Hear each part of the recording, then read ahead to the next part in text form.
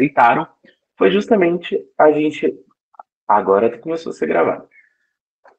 Como eu propus para vocês, vocês gentilmente aceitaram, para dar conta um pouco desse período, desse gap temporal que a gente perdeu, eu me propus a dar uma revisada sobre o período pré-colonial e o período colonial.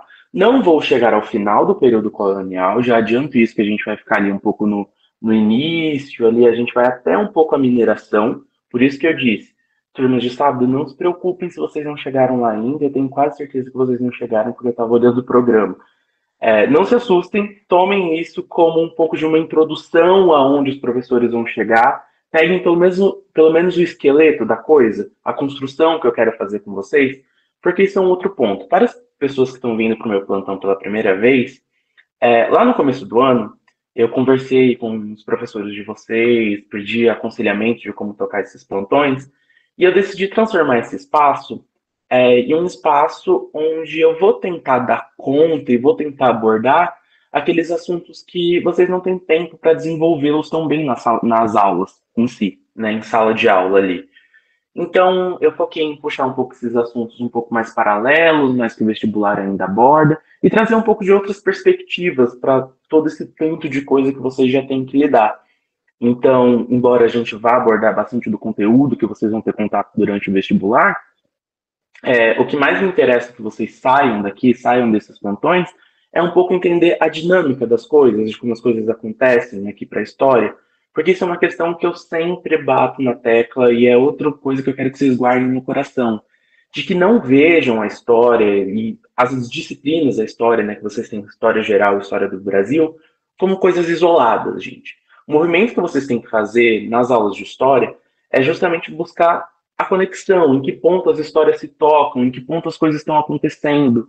Porque eu vou chegar nisso mais lá para o final aqui da reunião, mas a título de introdução, porque o vestibular, ele não tem mais de onde tirar assunto. De que forma ele vai renovar os assuntos? De que forma ele vai renovar as questões e as discussões que eles trazem para vocês? Justamente buscando traçar as relações entre os eventos. Vamos perguntar, enquanto estava acontecendo isso no mundo, como o Brasil foi impactado? É essa dinâmica que eles querem trazer. Então, por mais que vocês não tenham visto ainda o conteúdo que eu vou abordar hoje, peguem um pouco o esqueleto da coisa, o movimento, a dinâmica que eu quero fazer com vocês, e a gente vai conversando para ver se está funcionando, tá? Eu sempre fico muito aberto a esse tipo de feedback. Vocês podem vir falar comigo depois da aula para ver se está funcionando, o que eu posso mudar, porque é um espaço de construção para nós todos aqui, né?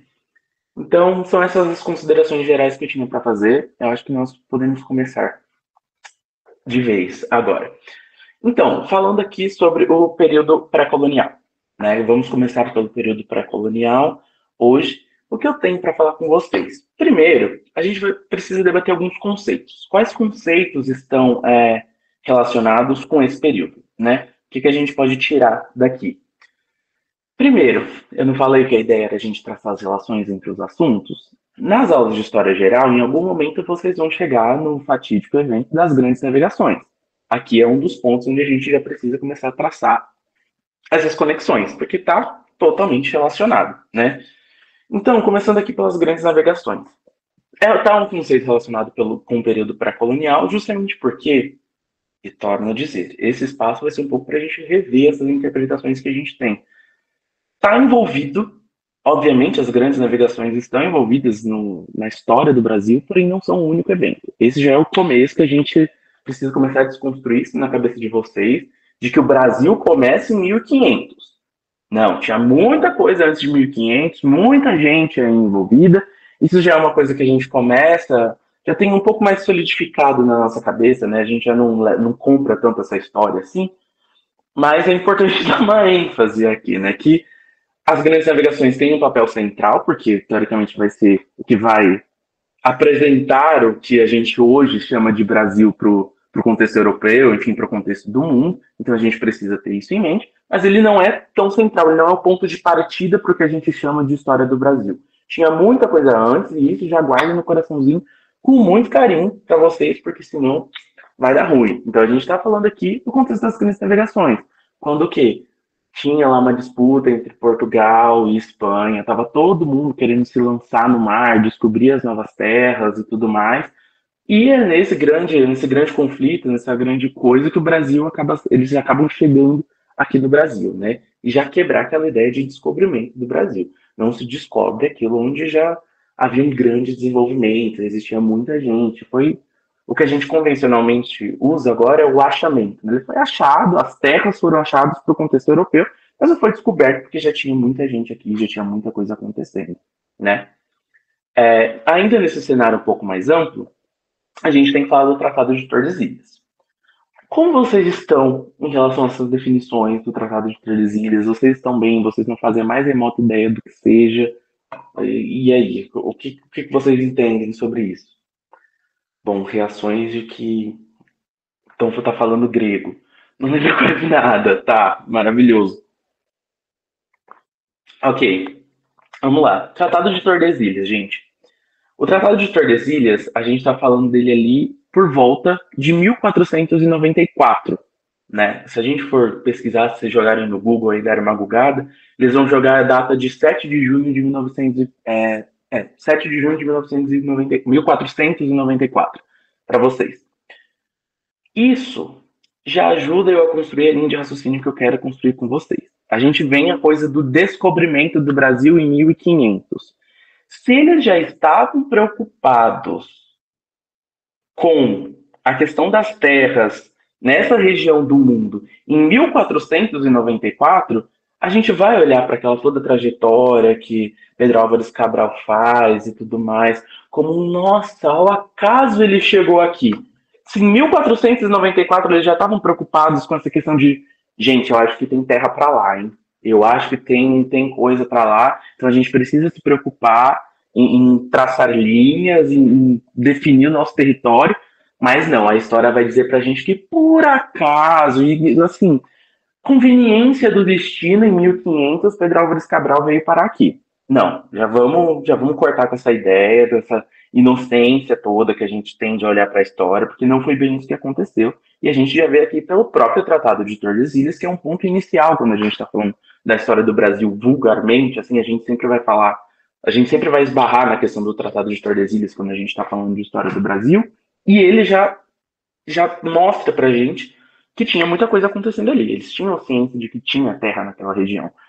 Então, né, já é um ponto para a gente começar a duvidar. Mas, enfim, seguindo com a minha linha de raciocínio aqui. Ele foi um tratado que foi assinado entre Portugal e Espanha, né, nessa disputa, nessa questão de terra que eles tinham, já no contexto das grandes navegações. E o que esse tratado determinava? Ele dividia as terras descobertas e por descobrir, né, nesse novo mundo, entre Portugal e Espanha. Como que era feita essa divisão, Gabs? O que acontecia? Como que eles definiam que terra era qual? Eles já tinham conhecimento, eles enfim, já estavam estabelecidos ali na região de Cabo Verde, lá na África. E aí vai ser meio que Cabo Verde que vai ser o ponto de partida para essa divisão de terras. Eles vão pegar Cabo Verde e definir uma linha imaginária, uma divisão imaginária de 370 léguas. Vão definir essa linha e vão falar, ó, a leste daqui é tudo português. A oeste dessa região é tudo espanhol. É essa divisão que eles vão fazer. Vão olhar para Cabo Verde, 370 léguas ali, traçam uma linha do mundo, entendeu? E vão falar, ó, o que está para leste é português, o que está para oeste é espanhol. E é essa divisão que é feita. Quem é feito? Por quem que é feito? E aí a gente já começa a entender um pouco a dinâmica dos poderes também, que a gente está ditando aqui. Vocês sabem quem é que assina, quem é que torna legal, torna verídico o Tratado de Tordesilhas? Quem é que fala, isso daqui está valendo? Vocês têm alguma ideia? Chutem aí, não estou fazendo juízo de conhecimento. Quem vocês acham que a gente está falando do poder de dois reis? Obrigada, Luísa. Não deu nem tempo de eu fazer o meu drama aqui, gente. Ela já falou aqui que é o Papa. A gente está falando de dois poderes monárquicos, né? Existe o rei da Espanha, existe o rei de Portugal. Não vou entrar em questão dos nomes agora para não confundi-las, que já tem muito assunto para falar aqui. Então, essa dinâmica de existem dois reis. Quem que vai conseguir pegar esses dois reis e falar assim, queridos, vamos lá, eu sei que vocês são soberanos nas suas terras, Eu sei que vocês estão muito queridinhos aí, estão muito confortáveis. Quem é que vai conseguir conciliar essas duas tensões de forças? Justamente o Papa. O acordo do Tratado de Tordesilhas, ele vai começar, na realidade, com o Papa Alexandre VI. Não precisa se preocupar com esses nomes, eu estou falando a questão a critério de curiosidade mesmo de vocês. O acordo do Tratado de Tordesilhas, vou compartilhar aqui com vocês, que é basicamente essa divisão que é feita. Eles vêm aqui na região de Cabo Verde, traçam a linha imaginária e falam: tudo que está a oeste é espanhol, tudo que está a leste é português. É mais ou menos essa configuração que se instala para a gente, né? Mas voltando aqui à questão do Papa, rapidinho, quem começa as negociações e os acordos do Tratado de Tordesilhas é o Alexandre VI. Só que ele previa 300 léguas lá de Cabo Verde, e Portugal não gostou muito disso, porque ele ia sair um pouco mais prejudicado na visão deles, então ele não aceitou muito bem, foi postergando até ter a troca de Papa. E aí trocou-se de Papa, que foi o Papa Júlio II, que aí reconfigurou esse Tratado de Tordesilhas, foi previsto para essas 370 léguas, e aí foi reconfigurado, foi assinado o Tratado de Tordesilhas, que dividia as terras dessa forma aqui, nessa nova configuração que a gente tem. Tudo bem até aqui? Deu para entender a questão do Tratado de Tordesilhas? Tudo bem? Ótimo. Beleza, vamos lá. Vou voltar para cá, então. Outros conceitos importantes aqui para a gente são das capitanias hereditárias. Capitanias hereditárias, se lembram? Não? E aí? Bom, a Gisele se lembra, a Maísa não. Passada rápida pelas capitanias hereditárias. Gente, eu tento fugir da questão de mapas e mapas nas apresentações, mas eu esqueço como o mapa é tão importante para a explicação. Eu vou ceder logo esse meu ego e aceitar que eu vou ter que lotar de mapas as apresentações, né? Bom, as capitanias hereditárias são basicamente essas divisões, um segundo, feitas por Portugal. Portugal, né? Aqui a gente já está falando daquela região portuguesa. Pense naquele mapa que eu acabei de compartilhar com vocês, que a gente tinha, que essa parte aqui era português, e daqui para cá passava a ser espanhol, né? Daqui para cá era tudo região espanhola. Então, Portugal, uma grande preocupação desse período era justamente o quê, gente? Como a gente vai garantir as nossas terras? Beleza, o Papa falou que essa região aqui é nossa. Porém, o que garante que um espanhol que está aqui nessa região não vai querer dar uma despertinho e passar aqui para nossa região? O que garante? Nada garante. Pensem que Portugal está do outro lado do mar aqui, gente. Eles precisavam arrumar estratégias para assegurar aquele território. E é nesse contexto que as questões das capitanias hereditárias surgem para a gente. As capitanias hereditárias, elas eram basicamente esses pedaços de terra que Portugal ia distribuir, né? Vocês veem aqui, se eu der um zoom, vocês vão ver aqui. Tem nomes já relativamente conhecidos, né, em algumas delas. Mas são esses pedaços de terra que Portugal vai dar às pessoas, e a gente já volta naqueles termos que estava ali no slide, mas são esses pedaços de terra que Portugal vai distribuir para pessoas específicas, obviamente, né? Não nobres. Gravem isso. Portugal não vai distribuir essas terras para pessoas nobres. Por que não vai distribuir essas terras para pessoas nobres? Porque não era interesse de Portugal pegar a nobreza deles que estava lá em Portugal e mandar para cá. Isso é um perigo, inclusive. Pensa, uma galera da nobreza que já tem conhecimento político, já tem alguma influência ali, você manda eles para uma terra que não tem ninguém, isso era um perigo. Eles não vão mandar a galera da nobreza para cá, porque não é de interesse. É interesse você manter a nobreza ali na sede, né, na metrópole, que era Portugal. Então, quem vem para cá não é a galera da nobreza. Obviamente, não são os pé rapado que existe, né, por aí, não é a galera mais pobre.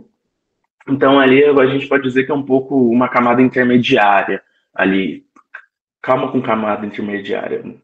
Mas já chego no problema dessa palavra um pouco mais para frente. Mas era uma camada nem de nobres e nem da galera tão pobre, né? A gente vê que com as grandes navegações mesmo, lá Pedro Álvares Cabral, a maior parte da tripulação era feita por uma galera um pouco mais pobre. Mas quem vai cuidar, quem vai receber essas cartas de doação dessas terras, não são essas pessoas pobres. São ali um meio termo, né, entre a nobreza e as pessoas mais pobres, porque é em quem Portugal vê de, tipo, ok, essa pessoa vai continuar fiel a mim, mas ela não vai querer subverter esse poder, não vai querer dar essa virada de chave no poder e pegar a terra de mim. Eles vão estar lá ainda fiéis à minha pessoa, ainda fiéis à minha coroa, e assegurando esse território. É essa a preocupação. A gente precisa arrumar um jeito de manter esse território na nossa mão. E é essa distribuição que é feita aqui com o Tratado de Tordesilhas, com as capitanias hereditárias. São faixinhas de terra e você cuida dessa sua faixa de terra aí. É isso que a gente está te dando. Você precisa continuar entregando coisas para a gente, mas era uma estratégia de Portugal mantém o controle da terra, ainda vai continuar produzindo alguma coisa ou outra, só que tudo isso se dá ali um pouco ainda nesse período pré-colonial. A gente vai ver a questão das capitanias hereditárias mais forte justamente no período colonial, mas eu já chego lá, vou só traçar essa configuração que a gente está vendo do pré-colonial. E como que essas pessoas tinham acesso a essas terras? E aí entra nesses dois termos. A carta de doação, que era literalmente o rei lá de Portugal ia fazer a carta e falava, ó, fulaninho, esse pedaço de terra aqui, esse quinhão de terra aqui é seu. Estou doando essa terra para você. Você tem que continuar sendo fiel a mim e tudo mais, senão eu vou atrás de você. Dou um jeito de arrumar uma expedição que vai cruzar o mar para ir atrás de você, mas essa terra é sua. O foral é uma lógica parecida ainda. Só que é mais em termos de acordo, não é tanto de doação. A terra não é doada simplesmente. O foral é um grande acordo. O que o foral vai estabelecer? Ele é um documento que ele relatava ali, que ele continha os direitos e deveres dos donatários. Ou seja, você tem essa terra é de Portugal, mas eu estou doando para você administrar essa terra, mas você tem alguns direitos, mas você também tem vários deveres. Você tem ainda o seu compromisso com Portugal, entendeu? É isso que estava se configurando aqui. Tudo bem com essas ideias da carta de doação? Tipo um contrato, exatamente. É um documento, é um contrato, falando, ó, você tem essa terra, mas você tem alguns direitos e deveres aí. Você tem que acordar isso com a gente. Tudo bem com esses dois conceitos? Tudo certo para vocês? Tudo bem. Não tá bem, mas o que... Ah, tá. Ai, que susto. Tudo bem, então. Então, essa questão das lavouras e plantações que vão se desenvolver nas capitanias, a gente vai ver ali já com um pezinho no período colonial, mas a gente vai chegar lá. Aqui era uma coisa mais... A galera está começando a se estabelecer, a gente precisa botar a gente nessa terra. Obviamente, já começa a ter um início disso, porque a galera precisava se manter, né? Você não tem terra assim à toa. Mas essa questão mais ampla do jeito que a gente pensa de plantações para exportação, a gente vai ver ali no colonial onde a gente está chegando, tá? Eu só queria que vocês tivessem esses conceitos antes em mente. Como vocês vão ver um pouquinho mais para frente, isso vai ser um projeto um pouco fracassado, porque, enfim, não vai dar certo, tem regiões que a galera não está tão adaptada assim com o plantio, né, ali, não vai dar muito certo, com exceção de São Vicente e Pernambuco. Vou voltar aqui para vocês verem. Com exceção aqui da região de Pernambuco e de São Vicente. Esses daqui vão dar relativamente certo, e a gente já vai ver o porquê que dá tão certo. E aí entra um pouco na pergunta que a Nina fez pra gente do porquê que essas regiões vão dar certo. Vocês vão ver. E aí, voltando aqui um pouco para a questão da economia, eu já explico por que eu botei na economia no próximo slide, ou no próximo segundo slide a seguir. Na economia, o que está acontecendo? Primeiro, lembra que eu falei para vocês que não parem de ter essa visão de ao acaso eles chegaram aqui, eles estavam lá, bateu um vento torto, nossa, cheguei. Não, eles tinham ciência que tinha terra ali, e isso era uma preocupação. Só que, nesse início aqui, Portugal não estava tão interessado, gente. Portugal não via... Assim, ali em 1500, já vamos centrar aqui em 1500 para facilitar a minha explicação, não era interesse de Portugal. Eles chegaram aqui, eles não conheciam a terra, não sabiam como funcionava, não via tanta distribuição, não viam os bens ali na costa onde eles chegaram, né? Viam ali a questão indígena e a gente já chega lá. Mas não era tão interessante, entendeu? Não era algo que logo de início eles falaram, meu Deus, olha, vamos atrás dessa galera, tem ouro aqui, hein? Não, o ouro vai ser descoberto muito tempo depois, a gente vai chegar lá. Então era muito desinteressante para Portugal gastar esforço, gastar recurso, gastar tempo, gastar vida de portugueses nesse território, porque eles não sabiam se valia a pena ainda. Então Portugal não estava tão interessado na região do Brasil, ali em 1500, propriamente dito. O foco deles era no Oriente, pela questão das especiarias, que a gente sempre fala disso. O foco deles era o quê? Oriente. Então, tanto faz o que tem aqui, entendeu? As expedições que geralmente tinham, são essas expedições que a gente chama de expedições guarda-costas. Ou seja, para ver se não tem nenhuma embarcação espanhola ali perto querendo invadir nosso território, para reconhecer a costa do nosso território, para começar a desenhar o que é o nosso território e o que não é, entendeu? São essas as expedições guarda-costas, tanto para reconhecimento quanto para proteção verdadeiramente aqui do território. Eu não falei agora mesmo para vocês que a grande preocupação de Portugal era em assegurar essa terra? Essa questão da guarda-costas está inserida aqui. O que tinha de economia, então, Gabriel? O que rolava aqui? Por que os portugueses continuavam vindo para cá? Não, eles não se fixavam aqui, mas eles ainda tinham algumas relações ou outras. E o que a gente tem principalmente nesse momento? A exploração do pau-brasil. Logo ali, uns anos depois que esse início de relações com os indígenas que aqui estavam, eles vão descobrir a questão do pau-brasil, e isso vai se tornar um segundo, que eu acho que eu ouvi uma pergunta. A Luísa perguntou, essas expedições eram já durante as capitanias? Sim, já estava rolando ali, elas já estavam começando a se instalar, não totalmente, né? A gente vai ver que as questões das capitanias demoram para se estabelecer todas, mas já tinha uma galera preocupada em como que a gente vai assegurar essa terra e tudo mais. É o que eu falo de uma das grandes preocupações do historiador, é a gente bater o martelo em datas e períodos específicos, porque as coisas acontecem de maneiras um pouco mais orgânicas, assim, mas sim, eram coisas que estavam acontecendo meio que em paralelo ali, né? Então, nesse momento, a gente tem a exploração do pau-brasil, né? E nesse primeiro momento, eram como que esse pau-brasil era explorado? Como que eles faziam essas negociações? Centradas na mão de obra indígena.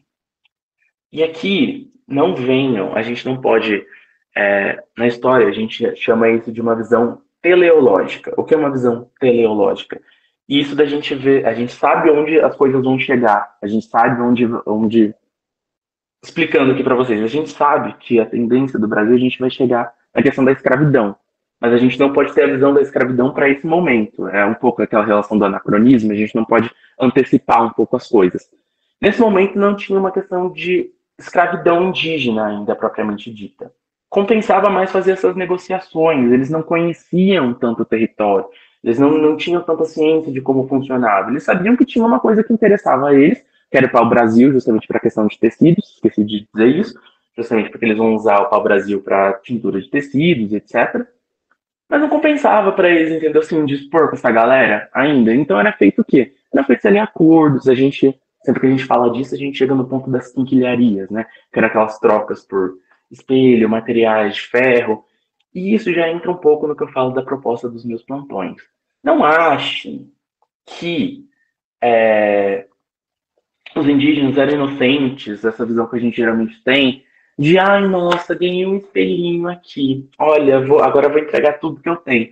Não, isso é uma visão um pouco rasa de toda a situação que a gente tem. Tinha todo um conhecimento ali, eles viram as oportunidades que eles tinham com ferro, por exemplo. O ferro exerce uma função central aqui pra gente. Que existia uma questão com ferro já lá na Europa, eles já estavam mais acostumados com as questões das machadinhas e etc. Coisa que não era tão bem desenvolvida aqui no Brasil ainda. Então, eram essas trocas, não trocas inocentes. Eles viam que aquilo ia trazer algum benefício para eles a certo ponto, portanto, era de interesse que essa troca acontecesse. Né? Mas não vamos falar de mão de obra escrava aqui ainda, é na base das negociações, e principalmente essas negociações, essas trocas eram feitas no que a gente chama de feitorias. O que são feitorias? Vocês sabem? Ou não fazem ideia também? O que são as feitorias? As feitorias nós também chamamos de entrepostos comerciais. O que são entrepostos comerciais? Que eu troco um termo difícil por outro. Pensa em grandes galpões em que essas trocas aconteciam. Isso são as feitorias. Chegava um grupo de indígenas, tudo com madeira para distribuir, e essa troca era feita. Era um grande galpão de troca, né? Venda, não, porque é um termo um pouco não é mais adequado para a gente usar aqui. Mas eram esses grandes galpões de troca. Isso eram as feitorias. Eram entrepostos comerciais, ou seja, Eles chegavam com o pau-brasil, faziam ali suas trocas, faziam ali sua negociação e iam embora. E Portugal era esse entreposto também onde as embarcações portuguesas chegavam, eles embarcavam ali o pau-brasil, né, carregavam ali as embarcações e voltavam para Portugal. São esses os entrepostos comerciais, é onde essas trocas e esses envios para Portugal chegavam. Tudo bem com isso?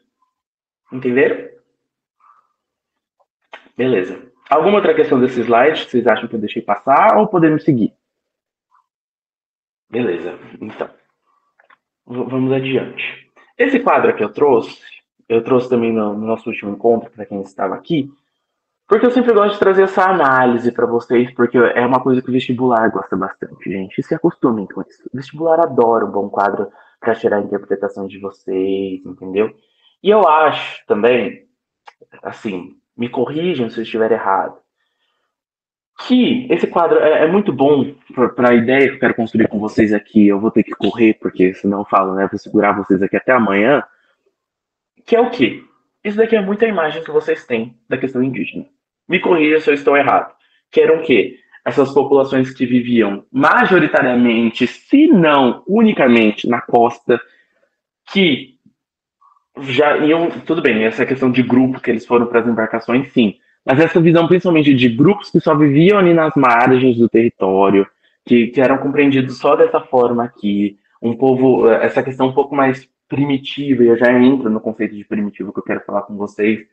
E isso, essa visão que esse quadro tenta construir para a gente. E tem toda uma questão de construção de significado. Isso é um outro ponto que eu, como uma pessoa que adora trabalhar com fontes de imagem, eu já trago reflexão para vocês. Esses quadros e essas representações não são inocentes. A figura central aqui é a figura de Pedro Álvares Cabral. A gente tem uma oposição entre luz e sombra. As partes mais escuras do quadro estão representadas pelos povos indígenas. As partes mais claras são as partes das caravelas. Aqui, quase que no centro, para onde a nossa visão vai, que é o único ponto um pouco mais vazio aqui, a gente tem Pedro Álvares Cabral. Essas imagens são assim, uma construção de uma ideia e a venda de uma ideia para a gente 100%. Então a gente tem que começar a observar com mais desconfiança para esses quadros. Quando a gente vai chegar lá na questão da independência, eu tenho certeza que vocês vão debater a questão daquele quadro clássico de Dom Pedro, do Independência ou Morte. Aquilo ali é uma construção de uma imagem pura, uma venda de uma ideia na sua mais pura essência. E essa daqui também é, né, como quase todas as imagens produzidas, enfim, nesse período. Então, o que eu quero trazer dessa imagem para vocês? Eu queria chegar aqui, porque geralmente essa imagem que a gente tem dos indígenas, que são o quê? Povos que habitam mais ali as costas, que não são tão evoluídos assim, que tem um sistema relativamente estranho, que eles são um pouco atrasados, por assim dizer, pelo menos na percepção europeia, né? Eu acho que é um pouco essa visão que fica pra gente. Só que é exatamente por isso que eu quero quebrar com tudo na cabeça de vocês aqui. Vocês já tinham se atentado para essa questão da construção de luz e sombra desse quadro em algum momento? Ou é algo que vocês só estão vendo agora? Vocês sabem mais de alguma informação? Querem adicionar mais algum comentário? Eu preciso fazer pausas para beber uma água, que a minha voz está um pouco prejudicada, gente. Mas, enfim. Essas construções nos quadros são muito interessantes, gente. É muito legal. Prestem atenção. Se não me engano, desse quadro, o Museu do Ipiranga, é que esse quadro está lá. Se não me engano, eles postaram esses dias um carrossel de imagens fazendo uma explicação desse quadro. Depois eu posso compartilhar para vocês lá no grupo. Eles fizeram essa explicação de todas as questões que existem, justamente da centralidade de Pedro Álvares aqui, dessa oposição de luz e sombra, que é justamente para fixar essa ideia de o atraso e o avanço, o que a gente tem que deixar no passado e o que a gente tem que valorizar. Eles fazem bastante essas análises de quadro vira e mexe, eu acho uma coisa muito interessante, porque, enfim, a gente tem o costume de falar que a função do historiador é atribuir sentidos às coisas, que as coisas existem. Qual que é o meu papel aqui? De identificar e atribuir sentido a elas, entendeu? Isso daqui não surge espontaneamente. Nenhuma produção de quadro, de texto, qualquer coisa que vocês forem ver, desconfiem. A gente fala isso, desconfiem das fontes de vocês. é tudo muito suspeito pra galera da história. E é verdade, a gente é uma galera bem desconfiada. Por quê? Nada disso é espontâneo. Ninguém acordou um dia e falou: que tal eu ir ali pintar um quadro desse? Entendeu? Não, as coisas não surgem assim do nada. Existe um propósito por trás delas. E por trás de todo propósito existe uma ideia do autor, existe uma concepção do autor. Enfim, desconfiem desse tipo de coisa. Esse tipo de quadro aqui, principalmente esses quadros produzidos ali no século XVII, principalmente XVI, entre o XVI e o XVIII, são, assim, são recheados dessas análises, entendeu? Por isso que eu adoro. Se tivesse mais tempo, faria mais análises dessas com vocês, porque assim, é uma delícia a gente analisar a imagem. Tem tanta coisa por trás, tanta ideia que é vendida pra gente que passa despercebido, mas enfim, eu adoro. Falando um pouco da questão indígena, já que me propõe a falar da questão pré-colonial, é esse o ponto central daqui hoje, desse momento, desse primeiro momento aqui, que eu separei pra gente. Que é falar o quê? De como funcionavam essas comunidades indígenas. E eu não quero me botar aqui no espaço do quê? De 7 minutos que eu vou me dedicar a essa parte, ou talvez um pouco menos. Eu não quero falar para vocês que eu vou dar conta de falar tudo, porque sou incapaz, simplesmente, totalmente, não dá, tem muita coisa para falar, é uma questão, assim, que a gente estuda em um semestre na faculdade, a gente tem uma matéria de história indígena e não dá conta, os professores têm que tirar muita coisa. Então, assim, se forem se dedicar a isso, tem muitos aspectos, mas eu vou tentar trazer alguns que eu acho que é para onde o vestibular está querendo que vocês desenvolvam esse pensamento crítico, que vai contribuir mais para as ideias de vocês. Então, é isso. Vai ser um pouco ali na superfície do assunto, mas eu espero contribuir de alguma forma. Um segundo que eu vi algo no chat. Uh, exatamente. A Luísa falou para quem não está no chat que ainda mais que indígenas dá a entender que era só um povo quando eram vários. Perfeito. É isso aqui onde eu quero chegar. Você generaliza. E isso ainda que antes era o termo ultrapassado, né? Era o índio. Existia só um, naquela configuração, naquele padrão, era aquela imagem única e exclusiva. Não. Definitivamente não. E a gente vai ver do porquê que essa imagem. Obviamente é o que eu falo, existem propósitos, existem objetivos políticos por trás disso tudo. E cabe um pouco a gente a desenvolver esse pensamento crítico e duvidar um pouco das coisas, que nem eu falei. Que historiador é bicho desconfiado, e é verdade. Essa é a mais pura verdade. Então, alguns pontos que eu quero abordar aqui com vocês para falar das questões das comunidades e da questão indígena nesse período pré-colonial. Eu trouxe aqui, como vocês podem ver, a questão das narrativas simplificantes. O que eu quero dizer com isso? Debater história indígena é algo muito recente, gente. Não é algo que existe nos programas, nas escolas. Não é. E justamente por ser algo tão recente, é algo que constantemente é abordado de uma forma errada. Tanto de um lado para um outro, quanto para o outro. O que eu quero dizer com isso? Eu trouxe 2 exemplos aqui. Primeiro, esse exemplo das lentes europeias na leitura do Brasil. O que eu quero dizer com isso? É essa galera europeia que vai olhar para o Brasil com a visão do quê?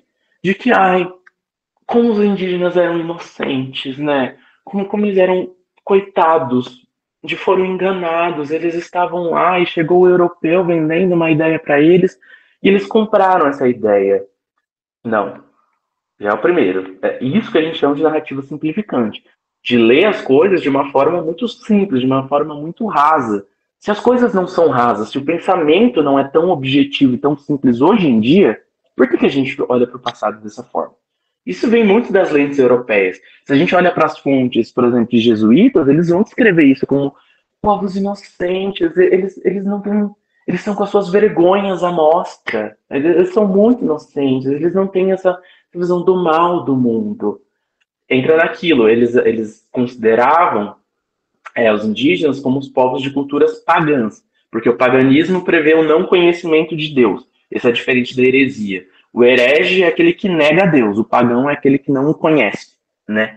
Então eles vão olhar para falar, eles têm uma cultura, eles não conhecem Deus ainda. Isso também já leva a gente um pouco para a questão do primitivismo, que é o quê?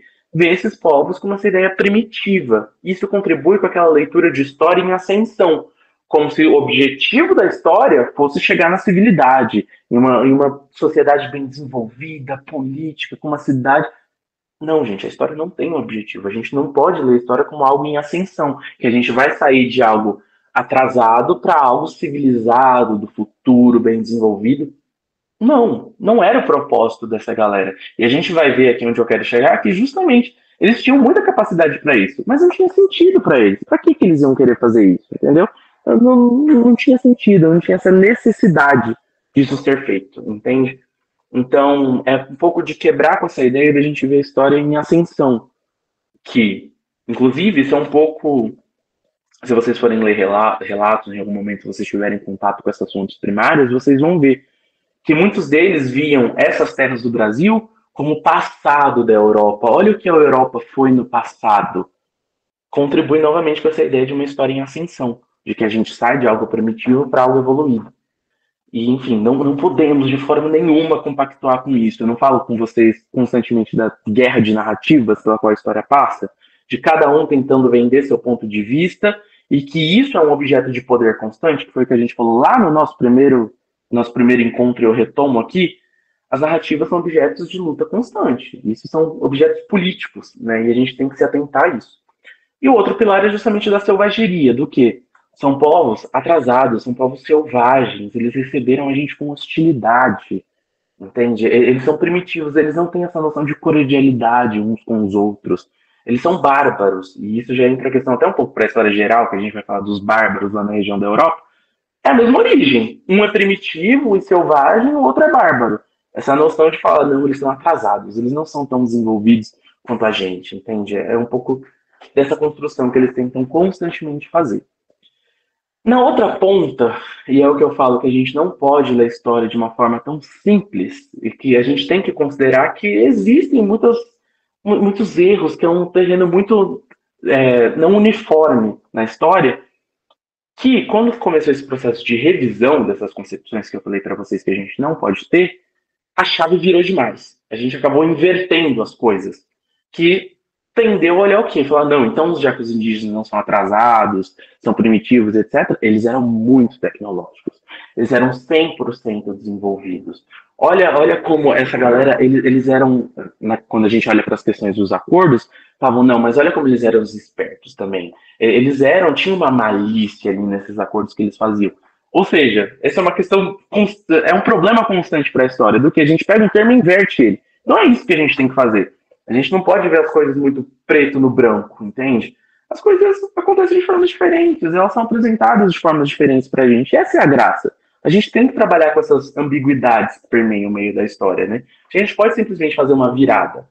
Isso foi um grande problema do início dos estudos sobre história indígena, porque foi essa virada que foi feita, de que não. Então eram povos extremamente desenvolvidos, eles tinham ali essas questões de tribos, eles eram muito territorialistas, não era isso que acontecia, gente. É uma visão que a gente tem que romper um pouco com isso e considerar que as coisas não são grandes pretos no branco, que as coisas acontecem de formas diferentes, em ritmos diferentes, né?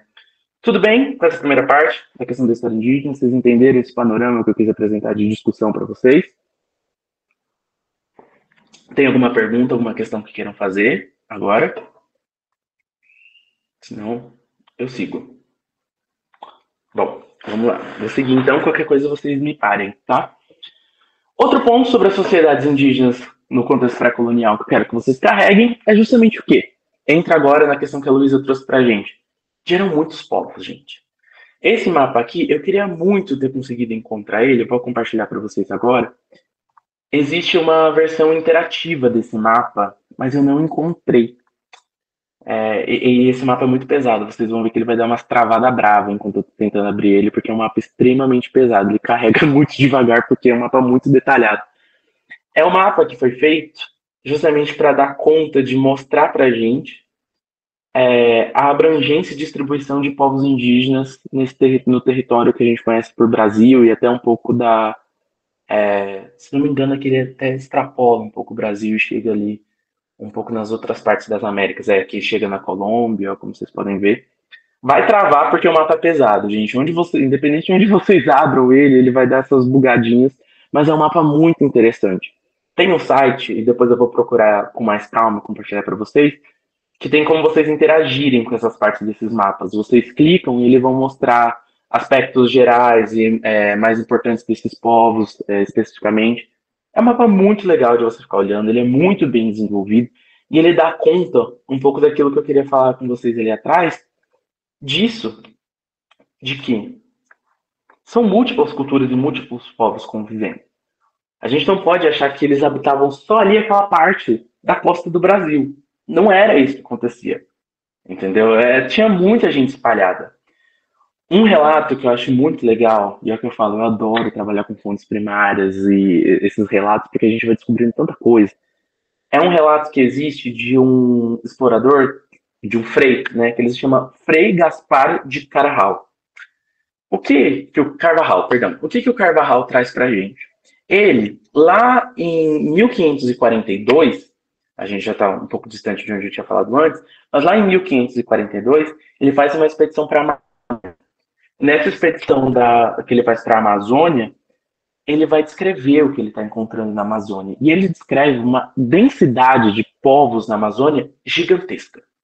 Ele chega um momento da narrativa dele que ele descreve que eles estavam. Ele faz todo. Ele é um dos primeiros a conseguir fazer todo o trajeto do Rio Amazonas, né?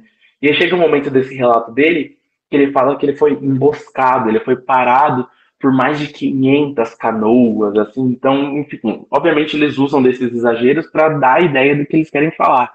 Chega um momento do relato dele que ele fala que na região amazônica, se você jogasse uma agulha para o alto, era mais fácil ela cair na cabeça de um indígena do que no chão. Então, assim, ele descrevia isso, essa questão da densidade populacional que existia ali naquela região. A arqueologia, e é o que eu falo, são estudos recentes. A arqueologia que saiu, tipo, papo dos últimos 2 anos, gente, assim. Que vão estimar que a densidade populacional na Amazônia passava de mais de 10 milhões de pessoas nesse momento, antes do contato com os europeus, entende? Então é muita gente. Tem muita coisa ali que a gente tem que se atentar. É um pouco essa ideia que eu quero construir do pré-colonial com vocês, de romper um pouco com essas visões. Às vezes vocês vão virar para mim. Só um outro ponto para finalizar. Tinha essa questão das relações entre as tribos e tudo mais, era algo muito bem integrado, era algo muito bem acordado. Não que não houvessem ali algumas guerras e alguns conflitos, porque vocês viram, tinha tanta gente, obviamente, eles iam estar ali em desacordo em alguns momentos. E principalmente aqui romper com a ideia do desenvolvimento versus atraso, que eu já comentei com vocês, eu não vou voltar nisso por questões de tempo. Mas uma ideia que eu quero construir com vocês aqui para finalizar essa questão do pré-colonial é o quê? Por que então, Gabi, se você está falando para mim que tinha tanta gente assim, se era algo tão desenvolvido, por que nos relatos que se solidificaram na minha cabeça vindo do ensino médio é de que a floresta amazônica era uma floresta hostil, não só a floresta amazônica, né, mas um pouco até o território brasileiro como um todo, era um território hostil, isolado, fechado, com pessoas atrasadas, que eram violentas com os exploradores europeus. Por que essa visão é consolidada na minha cabeça? Justamente pelo fato de uma questãozinha que aconteceu na história, que foi a seguinte. Lá em 1711, um tempinho depois, né, você viu que a última data que eu falei para vocês foi 1542, lá com o Carvajal. Em 1711 foi proibida a entrada de estrangeiros na Amazônia pelo governo europeu. Eles proibiram a entrada, não podia entrar ninguém para estudar, para explorar, foi proibido. E eles voltam a ter contato com esses povos quase 100 anos depois, que é lá em 1808, com a vinda da família portuguesa, como vocês sabem, para o Brasil, e que eles fazem a reabertura dos portos, né? Os portos são reabertos, e é nesse momento, para as nações amigas, né, que eles chamam, e é nesse momento que esses cientistas, que a gente vai chamar de naturalistas, que é essa galera que está preocupada em catalogar as coisas, eles vão vir para o Brasil e eles vão voltar a adentrar a região amazônica. Só que nesse espaço de quase 100 anos, aconteceu muita coisa. Especialmente a questão do quê? De quase a devastação desses povos indígenas. Porque se a gente começa a falar lá do Carvajal, lá em 1542, eles vão voltar a ter contato com esses povos lá em 1808, vocês sabem que teve muita guerra, teve disseminação por epidemias, teve muita coisa que gerou justamente o quê? A desconfiança nesses povos indígenas. Não só a desconfiança, como a dizimação deles. Diminuiu bruscamente a densidade demográfica mesmo desses povos. E, obviamente, aumentou a desconfiança. Eles não iam querer ter contato com o europeu. Tudo que vinha de lá era negativo. Por quê? E foi justamente isso que lá, já no século XIX, vai fazer com que esses pesquisadores, toda essa galera envolvida nesse tipo de pesquisa, olhe para a região amazônica, olhe para as comunidades indígenas e ditem elas como os hostis, isolados, na floresta que é impossível da gente adentrar, são povos atrasados e pouco desenvolvidos. Por quê? As cidades que eles tinham foram tomadas pela floresta. Eles têm uma desconfiança gigantesca agora com os europeus, com os portugueses, enfim, europeus um todo, né? Porque não eram só portugueses que iam para essas regiões. Já tinha uma desconfiança instaurada, não era interessante. E aí, obviamente, é essa narrativa mais recente que vai se consolidar. É por isso que essa imagem que a gente tem de povos indígenas é nesse momento. É o que geralmente alguns historiadores chamam de essas duas Amazônias. Uma lá do começo, que é densamente populosa, de organizações muito bem estabelecidas, de povos que faziam relações entre si, e essa Amazônia hostil e etc. Então é um pouco por isso que a gente tem essa visão. Fez sentido essa primeira parte de pré-colonial que eu queria conversar com vocês, de povos indígenas? Tá tudo bem? Vocês têm alguma questão, alguma dúvida que queiram tirar? Ou podemos ir para colonial, porque, enfim, já gastei quase uma hora aqui, né? Vocês veem que era uma questão de... Era para ser poucos slides, eu vou falando. Prometo ser um pouco mais rápido, um pouco mais sucinto nas minhas considerações, e para isso a gente vai conversando. Então, beleza, vamos seguir. Antes da gente falar propriamente da questão colonial, eu preciso trazer um probleminha para vocês. Que se ali em 200 anos que eu tinha para falar para vocês, eu demorei uma hora, aqui são 300. Agora no período colonial propriamente dito. Eu não vou dar conta. Obviamente, tem muita coisa acontecendo. Vocês viram, eu tentei ser sucinto, mas não dá. Tem muita coisa acontecendo, muito caos nesse meio. Então eu precisei fazer uma escolha. Para não generalizar e não entregar algo tão... A gente chega um pouco na questão da escravidão ali no começo, porque a minha proposta com vocês é parar no início da mineração. Aqui a gente vai abarcar um pouco já, né, com a questão açucareira, mas a gente pega o começo disso, a gente não vai chegar até o fim, etc. A gente vai pegar as raízes disso.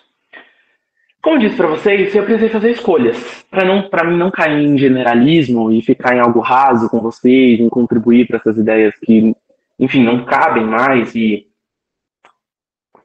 tentar instigar algo um pouco mais crítico para vocês chegarem no vestibular. Eu fiz minha escolha, eu fiz o meu recorte, que vai ser o que eu vou apresentar para vocês hoje, que é o quê? De falar da questão colonial pela visão da economia, porque eu acho que a economia colonial, primeiro, é o que mais vai cair no vestibular para vocês. As relações sociais de colônia podem cair, porque agora está começando a ser mais discutido isso. Mas, enfim, o foco geralmente é falar na economia da colônia. Como a organização da colônia se centrava e se dava em torno dessa questão da economia da colônia. Foi por isso que eu escolhi fazer esse recorte. Eu vou deixar algumas coisas de fora que vocês podem tirar dúvidas, a gente pode conversar depois. Mas foi uma escolha minha para tentar dar conta de tudo que a gente tem para falar aqui.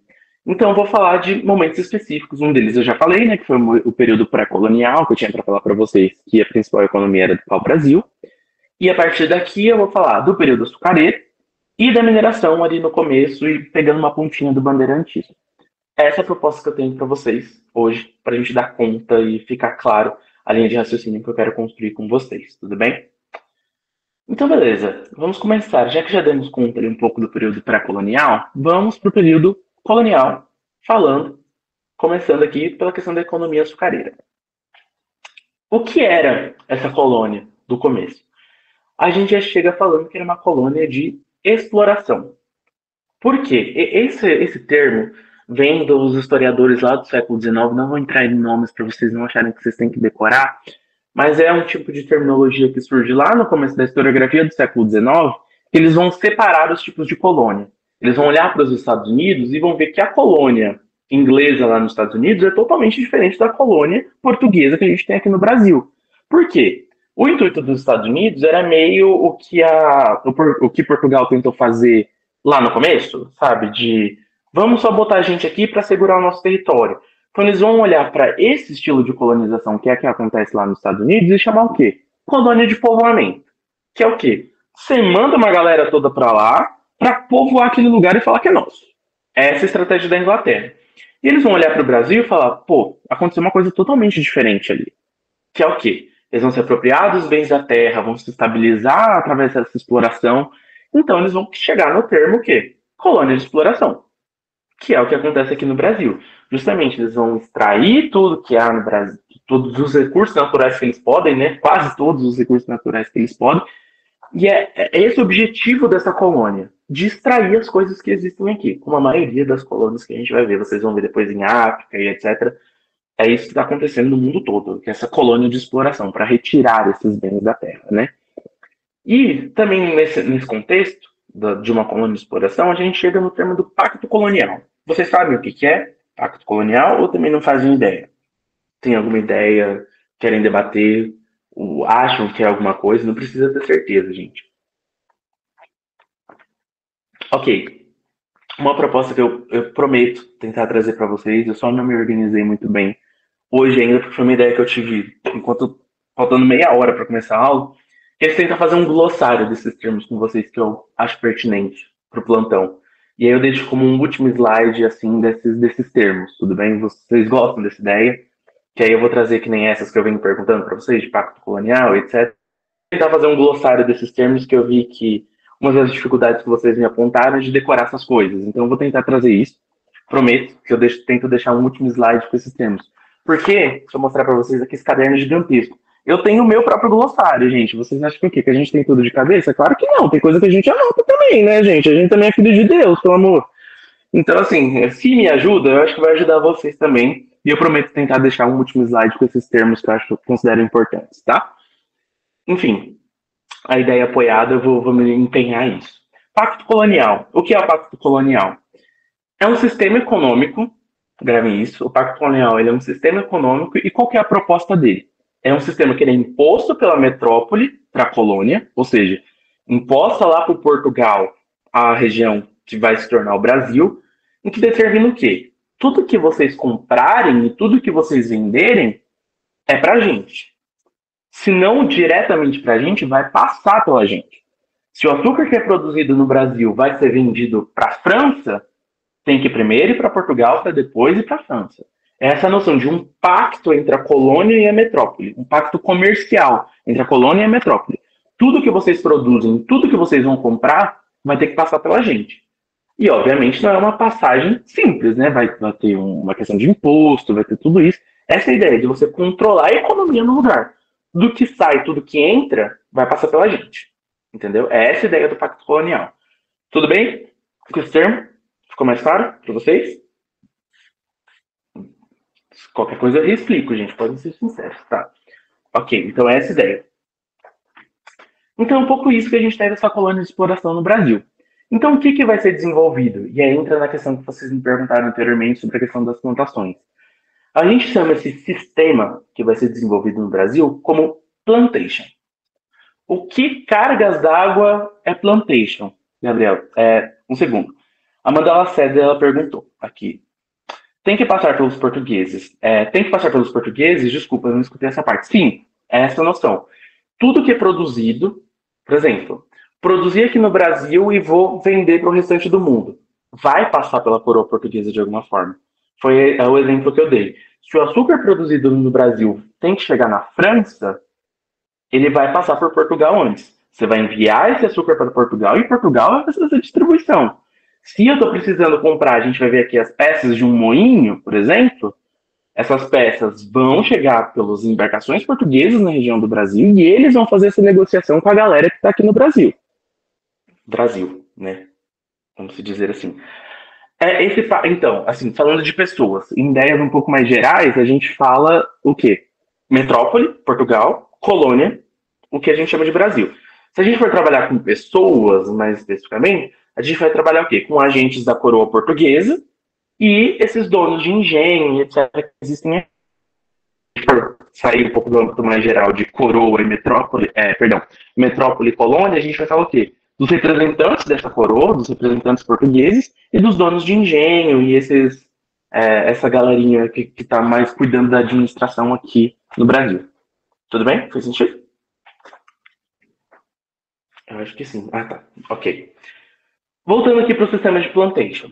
A gente vai chamar, então, isso que vai se desenvolver aqui no Brasil, na dinâmica que ele vai se desenvolver, de plantation. O que cargas d'água é plantation? Plantation é um sistema que, pra gente, o que vocês têm que ter em mente é isso daqui, de leme, de navio.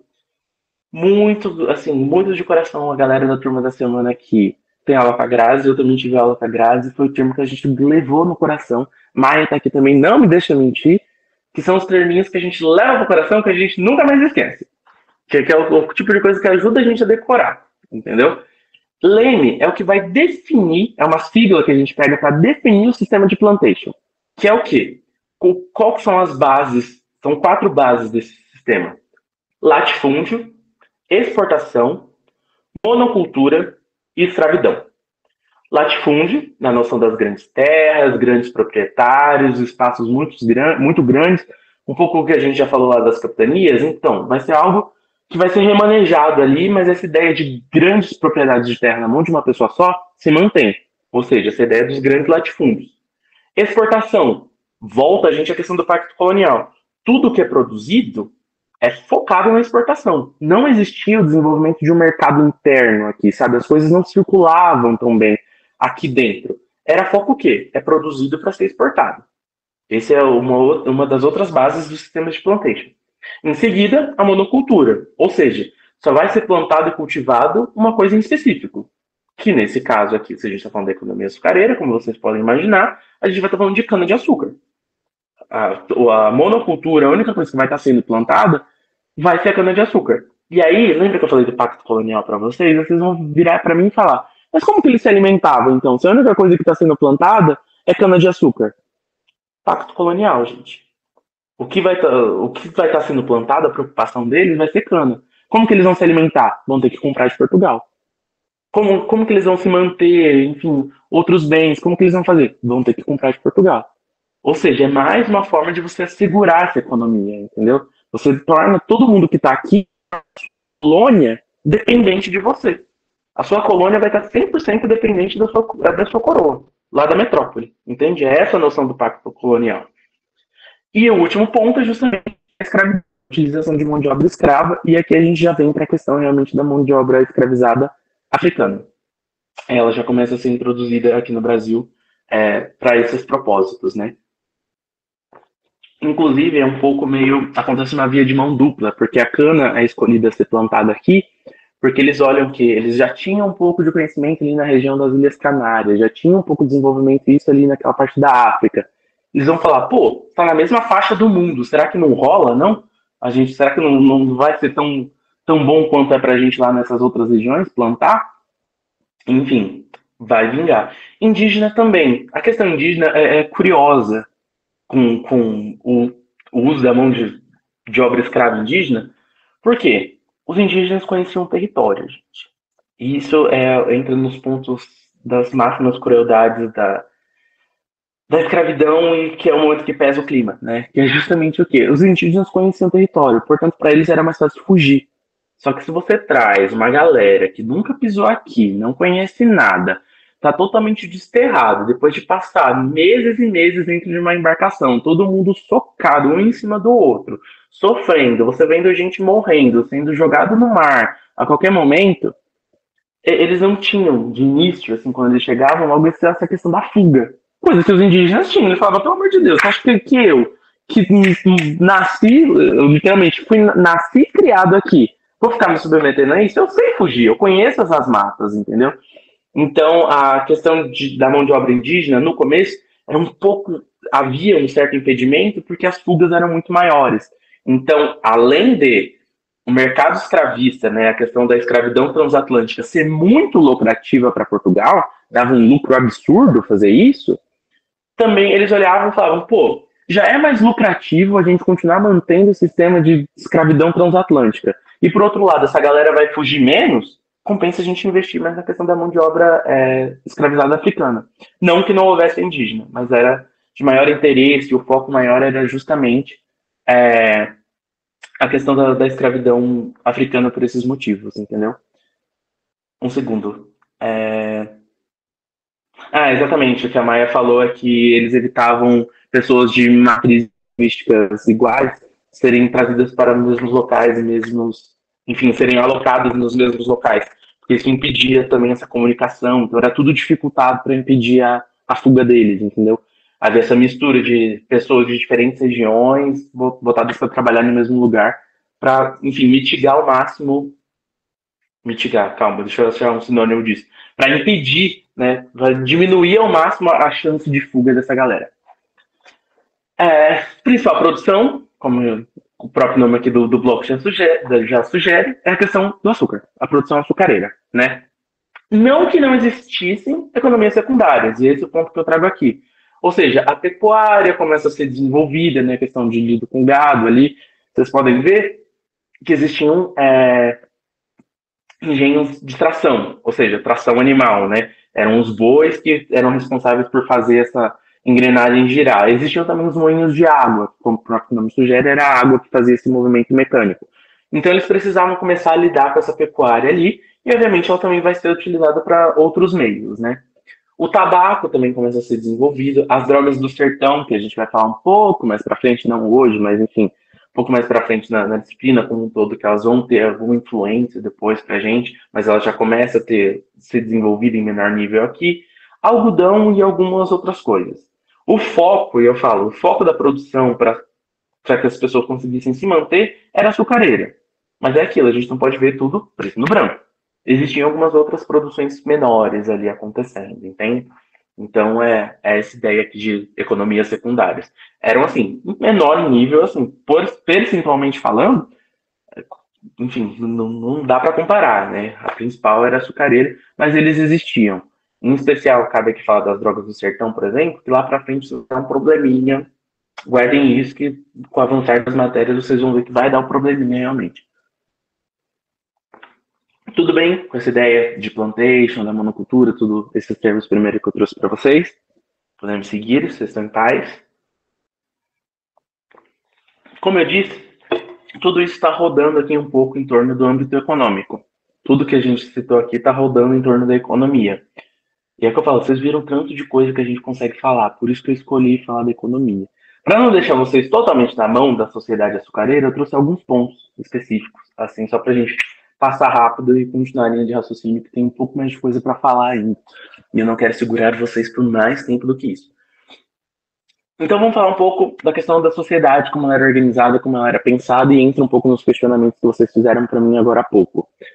Grupos, como era organizada, pensando em grupos. Primeiro, tinham grupos de proprietários. Lembra que vocês me perguntaram agora há pouco? Já, então essa negociação era feita com quem? Entre a coroa portuguesa e esse grupo de proprietários. Era essa galera que vai estar lá cuidando das negociações, entendeu? Então essa galera, pensando em estratos sociais, que aqui ainda eles eram mais fechadinhos, eram esse grupo de proprietários, né, de senhores de engenho e etc., e do outro a gente tinha o grupo de escravos, esses indígenas, africanos e tudo mais. Essa questão da camada intermediária aqui, peguem ela, mas eu não quero desenvolver ela agora, porque senão vocês vão confundir com o termo que eu vou trazer em seguida, que é a mesma coisa das camadas intermediárias. Mas camadas intermediárias aqui que eu trago para você, era mais essa galera que não era nem escravos, pensa em portugueses agora mesmo, mas era uma galera portuguesa que não era nem grupo de proprietário, mas também não eram escravizados, entendeu? Eles vendiam ali sua mão de sua força de trabalho ali para algum senhor específico, faziam alguma venda ou outra, então eles existiam, só que não com tanta força ainda. Porque a camada intermediária forte, onde eu quero chegar aqui também para construir essa questão de comparações para vocês, justamente com a questão do ouro, com a mineração, que quando a gente fala de existe uma camada intermediária na sociedade, vai surgir lá com a mineração e a gente chega lá. Mas essa camada intermediária aqui, agora falando, era essa, da galera que vendia sua mão de obra ali, não era nem proprietário, mas não era escravo, eles existiam ali. Então eles estavam um pouco nesse vácuo, né? Preenchendo um pouco desse vácuo. Para a gente também não ver tudo, era isso ou era aquilo. Mas eles existiam. São importantes, que é justamente essa organização que, servindo a coroa, vai pensar em como que a gente vai administrar o nosso território, entendeu? Como que a gente vai... Lembra que eu falei que é uma galera que agora eles começam a ter alguma força, alguma influência. E, obviamente, eles vão fazer o quê? Vão brigar pra caramba, porque é coisa do ser humano. Eles vão estar ali tretando por terra, por escravo, por tudo. Então surge a necessidade de a gente desenvolver alguém que vai, em nome da coroa, que era a maior força, o maior título de influência, administrar um pouco essa questão. E surgem as câmaras municipais para isso. Né? Mas depois a gente se aprofunda nisso.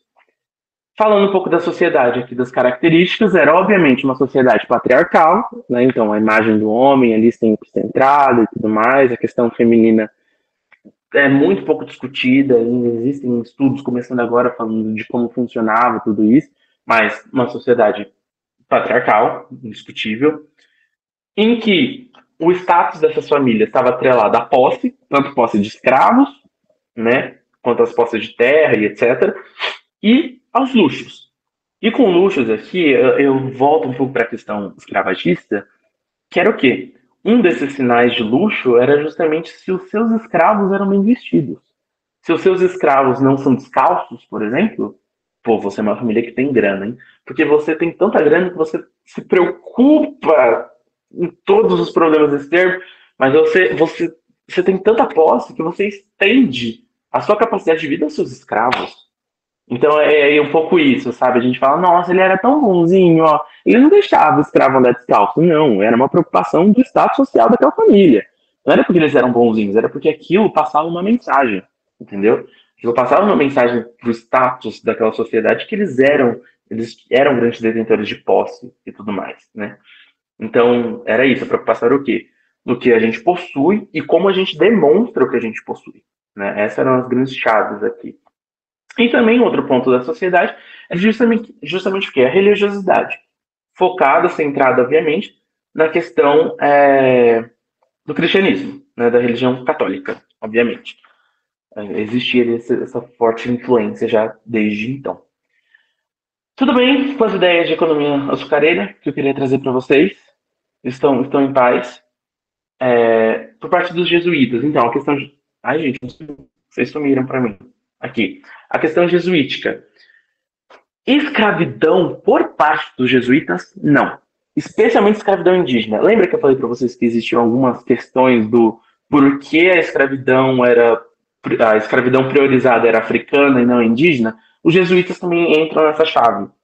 Do porquê? Jesuíta era contra a escravidão indígena. E jesuíta é uma pedra no sapato desses grandes proprietários, gente. Esqueci de falar isso, obrigado por me lembrar. Era uma pedra no sapato, porque nas interpretações bíblicas e tudo mais, os jesuítas vão olhar para os indígenas e falar, gente, eles são puros. Porque pensem comigo, e agora, assim, resposta rápida, abra o microfone, por favor. Não pense em digitar, rapidinho. Você pensa, um bando de europeu, com a cabeça do cristianismo e tudo mais, eles estão chegando no Brasil, né? Brasil, estão chegando nessas novas terras e encontram uma galera toda nua no meio da floresta, em que estão tentando entender o mundo com uma visão inocente. O que eles vão achar que é esse lugar? Qual a aproximação tem do sentido bíblico? O paraíso? Alguma coisa assim? O paraíso. Eles vão achar que essa galera é tão inocente, é tão fruto divino pra gente que eles chegaram no paraíso. Entendeu? Então, obviamente isso vai mudando, essa visão com o tempo vai mudando. Eles vão ser totalmente contra a escravidão, os jesuítas. Vão ser totalmente contra a questão da escravidão indígena, porque eles vão falar, não, gente, não pode, a gente tem que catequizar, a gente tem que trazer eles para Deus. A gente tem que mostrar como os europeus, nós estamos preocupados com a salvação dessas almas, não com a escravidão deles, entendeu? É essa visão. Eles vão ver o paraíso aqui, entendeu? Esse povo inocente, todo mundo pelado ali. Então eles vão ser contra. Então a escravidão por parte dos jesuítas não existia. Eles faziam justamente o contrário. Eles defendiam os indígenas ao máximo possível e era por isso, esse é um dos outros fatores do porquê escravidão de mão de obra indígena não era tão comum e tão valorizada. Entendeu? Não valorizada não, mas não era tão recorrente. Acho que é um termo melhor. Fez sentido? Respondi a sua pergunta? Tudo bem? Imagina. Então, vamos lá, vamos seguir. E a imagem não carregou. Que maravilha, né? Eu adoro quando esse tipo de coisa acontece. Deixa eu ver se eu consigo voltar. Tá, a imagem simplesmente desapareceu, gente. Deixa eu ver se eu consigo resgatá-la aqui. Na verdade, era só essa imagem anterior aqui ampliada para mim debater um pouco sobre essa estrutura dos engenhos. Me dê um segundo aqui. Deixa eu ver se eu consigo resgatá-la. Ou ela foi com Deus mesmo. Aqui, vamos ver se agora ela tá de bem de mim. Não tá de bem de mim, não, gente. Mas enfim, só para vocês verem, eu tinha trazido essa imagem aqui pra gente ver um pouco da estrutura, de como era tudo organizado. Esse, que nem eu falei, é um moinho de tração, né? Ou seja, de tração animal. O que vai fazer esse moinho moer a cana, né? Girar aqui, vai ser justamente tração animal. A gente tinha também os moinhos na água, né? Os moinhos de água que também faziam esse movimento. O que girava o moinho era a força da água. Mas era só para vocês terem um pouco, verem como é que é. E aqui a gente vê a maior parte de mão de obra escravizada negra já. E é um pouco só para vocês identificarem esse cenário, eu só não jogar as imagens soltas e sem sentido para vocês. Bom, agora sim, caminhando para onde eu quero chegar, depois de mais de uma hora aqui falando com vocês, que agora, eu prometo que a gente está chegando ao final, não vou até o final do período minerador, porque, enfim, também não dou conta, a gente não consegue chegar tão lá ainda, né, em poucas horas. Aqui eu falo do período minerador. Novamente, vamos voltar aqui à nossa reflexão, que eu estou no eixo econômico, né? Então, o que a gente vai ter no cenário econômico no período minerador? Agora a gente vai pular, né, ter um salto aqui para o século XVII, o século XVIII, onde o ouro começa a ser descoberto. Como que esse ouro é descoberto? Né? Como que esse ouro é descoberto? É através de ouro de aluvião. O que é ouro de aluvião? Lembra que eu falei com vocês que a minha ideia é construir uma linha de raciocínio com vocês? Agora essas coisas vão começar a fazer sentido. Eu não falei para vocês que aqui os indígenas, eles fugiam, eles estavam escapando e tudo mais? Isso está acontecendo. Os escravizados africanos, eles também vão ver que, a gente consegue escapar. Se a gente se organizar, a gente está começando a conhecer esse território, a gente consegue fazer isso. Então, surgiu uma necessidade quando esses escravos homens começam a fugir. Que é o quê? Mandar a gente para ir atrás dessa galera. Que é justamente o movimento bandeirantista vem para isso. De ir atrás de indígenas que fogem e de escravizados que estão fugindo. É nesse cenário que os bandeirantes vão surgir, né? É nessa necessidade que começa a existir que os bandeirantes surgem, justamente para a caça de indígenas e de escravos negros que estão escapando ali das grandes lavouras. E nesse movimento de procurar os indígenas, enfim, escravizados, tanto indígenas, vou me referir a escravizados, me referindo tanto a indígenas quanto africanos agora, tá? Mas enfim, nessa busca por escravizados fugidos, eles vão para onde? Para o meio do mato. Porque é para onde essa galera fugia. Né? Eles vão começar a sair ali um pouco da costa, e eu tinha trazido aqui, acho que ainda está aberto, tinha trazido para vocês lá no começo a questão das capitanias. Por que Pernambuco e São Vicente foram as mais bem-sucedidas? Porque foram as que investiram na produção de açúcar. Por isso, respondendo aquela pergunta lá do começo, do por que elas eram as bem-sucedidas, porque foi aqui onde essa economia se desenvolveu melhor. Então pensem que eram indígenas e escravos. Não. Os bandeirantes, eles caçavam, eles iam atrás de indígenas e escravos que fugiam, que se embrenhavam na mata. Se vocês forem ver relatos, existem alguns que levam a gente a entender que existe uma colaboração, e por favor, é o que eu falo, não vejam as coisas de forma tão simples. Não era uma colaboração voluntária, gente, de tipo, eu sou indígena, tô aqui à toa, eu vou lá ajudar esse cara que tá me escravizando, tá me oprimindo, a caçar os meus iguais que fugiram. Não. Era uma colaboração forçada, eram através daquelas esperanças de talvez eles fossem libertos, de alguma possível ascensão, que eles ajudavam. Por exemplo, indígenas, tem um movimento de indígenas que eles ajudavam nessas procuras desses fugidos, né, desses fugitivos. Mas é aquilo, não vejo na visão da inocência de eles eram voluntários, não. Tinham objetivos por trás. Era um bandeirante, infelizmente, né? A minha única tristeza com a estátua do Borba Gato é que ela não foi destruída. Mas tudo bem, não vou, né, não vou tecer mais comentários de destruição de patrimônio público, embora eu não considere aquilo um patrimônio público, mas realmente, e aí a gente entra um pouco nesse movimento de contestação dessas imagens, né, do porquê que a gente vai... Só que aí a gente entra um pouco a título de memória. Não quero chegar lá, apesar de ser um gosto muito forte dentro do meu ser, vou me segurar hoje, mas é esse momento de contestação, né? A gente tem mesmo que valorizar a galera. A gente tem que mesmo passar no Ibirapuera e tirar uma foto com o movimento das bandeiras, que é basicamente também exaltando o bandeirante que está lá escravizando e caçando indígena. Temos, não sei se temos, né? Mas joga a reflexão aí. Caso na próxima vez vocês lá destruir um pouco de estátua, me chama que eu vou. Mas enfim, vamos voltar, que isso aqui está sendo gravado, né? Não apoio a depredação de patrimônio público para fins legais. É isso, muito obrigado a todos os envolvidos nesse momento de reflexão. Mas enfim, nesse movimento de interiorização, é isso que a gente começa a chamar. Sim, o movimento de Ibirapuera era um bandeirante. Se você olha o movimento das bandeiras, eu tento não chegar nesse assunto, né, gente? Mas não dá, é mais forte do que eu. Eu falo que as reflexões não dá, né? Deixa eu achar aqui as bandeiras. Tanto que se você olhar o nome do movimento, do monumento, perdão, é Monumento às Bandeiras. Bandeiras era o nome dessas exploração dos bandeirantes, entendeu? Se chama bandeira por isso.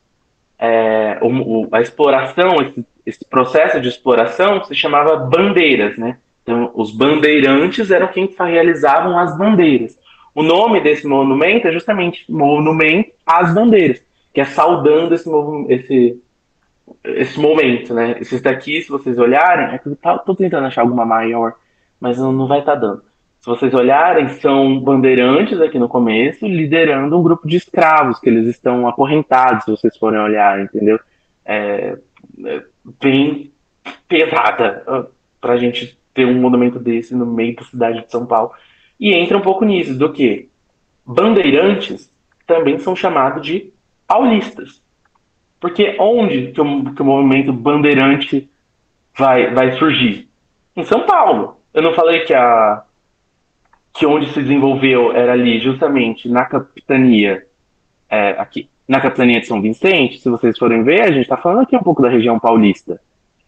Então, tinha uma necessidade de movimento bandeirante nessa região, porque era onde os engenhos estavam centrados e, portanto, onde essa galera precisava, onde essa galera estava mais em fuga. Aqui está melhor, peraí. É onde a gente precisava mais controlar essas fugas.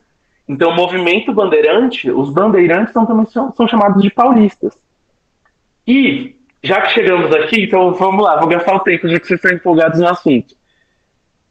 Uma das poucas coisas que estão planejadas na cidade de São Paulo é a porcaria desse monumento.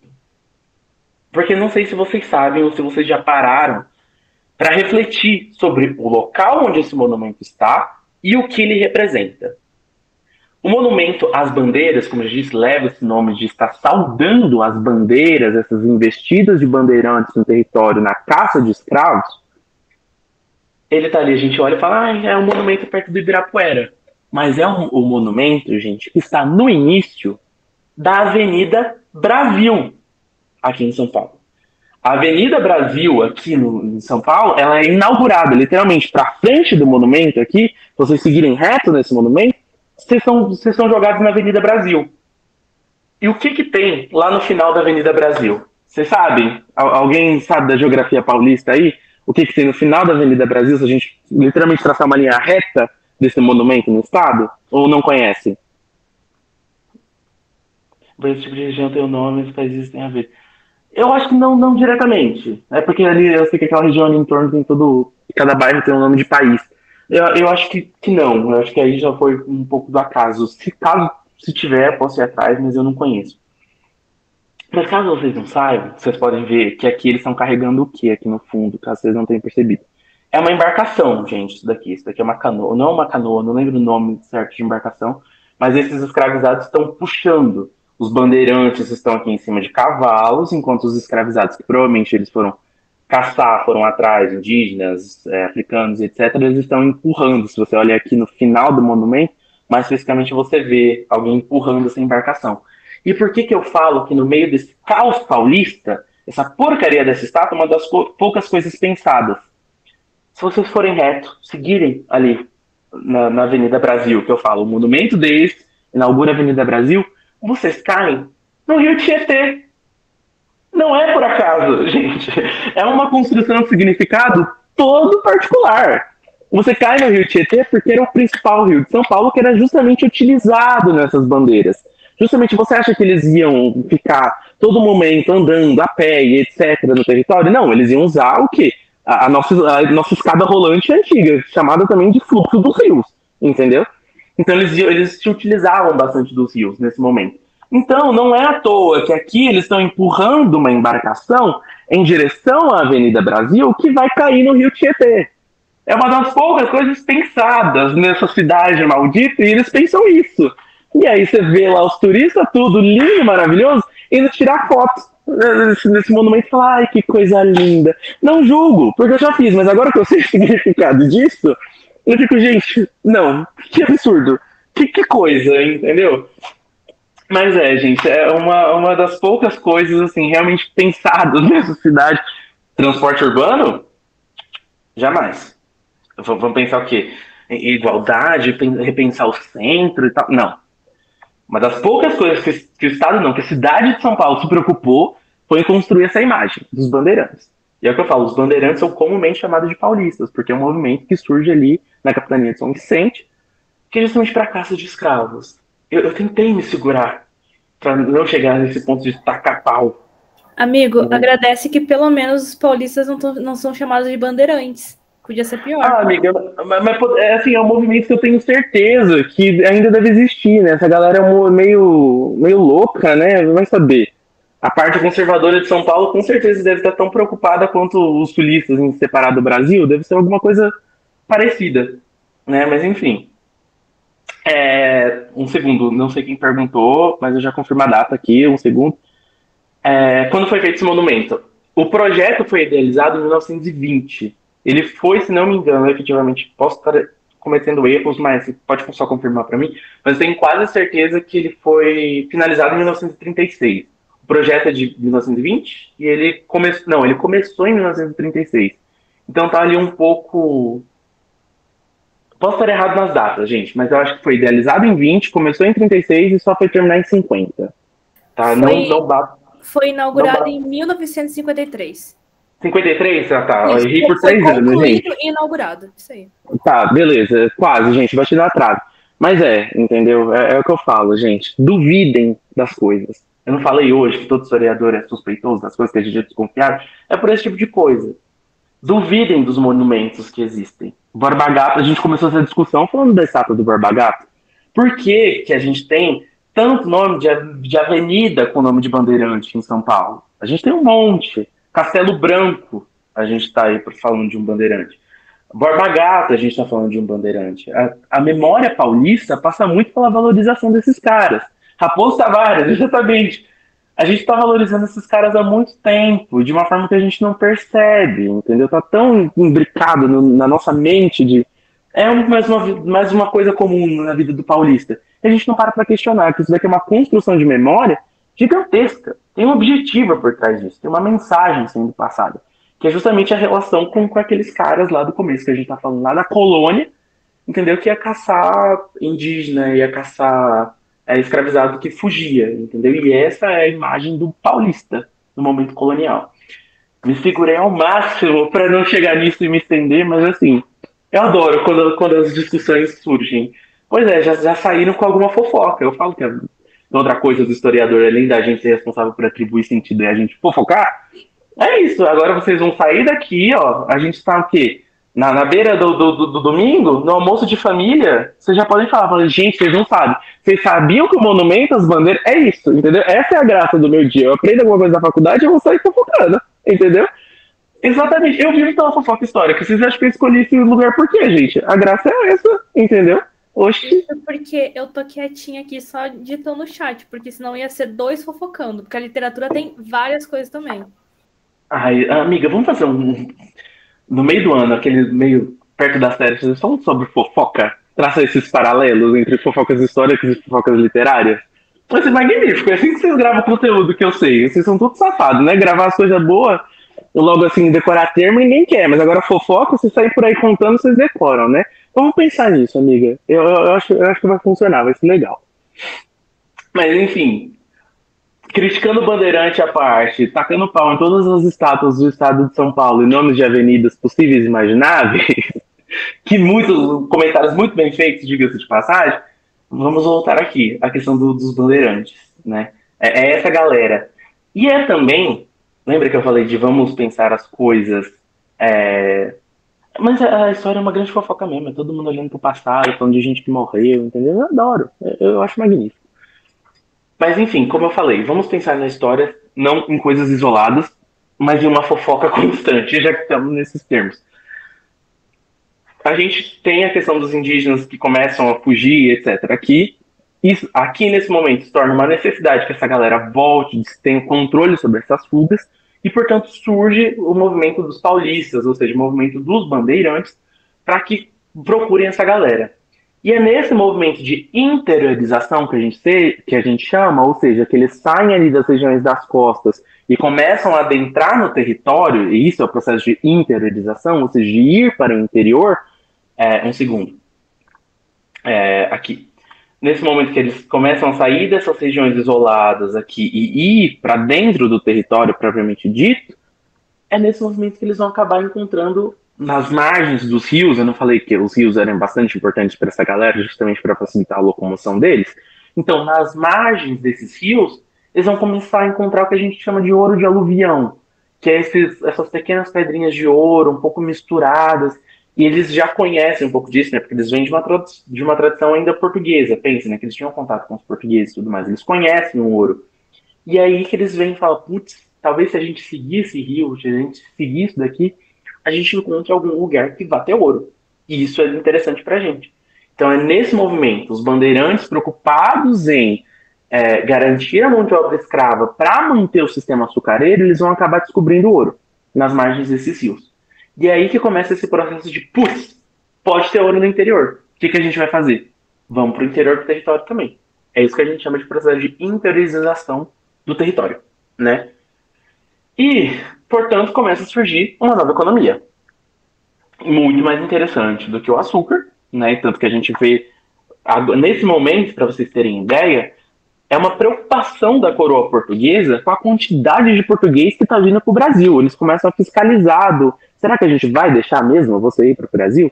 Porque tem muita gente, entendeu? Vindo para cá nessa oportunidade de encontrar ouro. Eles começam a fiscalizar e começam a, enfim, ter mais cuidado em liberar todo mundo para vir para cá, entendeu? É algo que eles têm que segurar um pouco as pontas ali, né?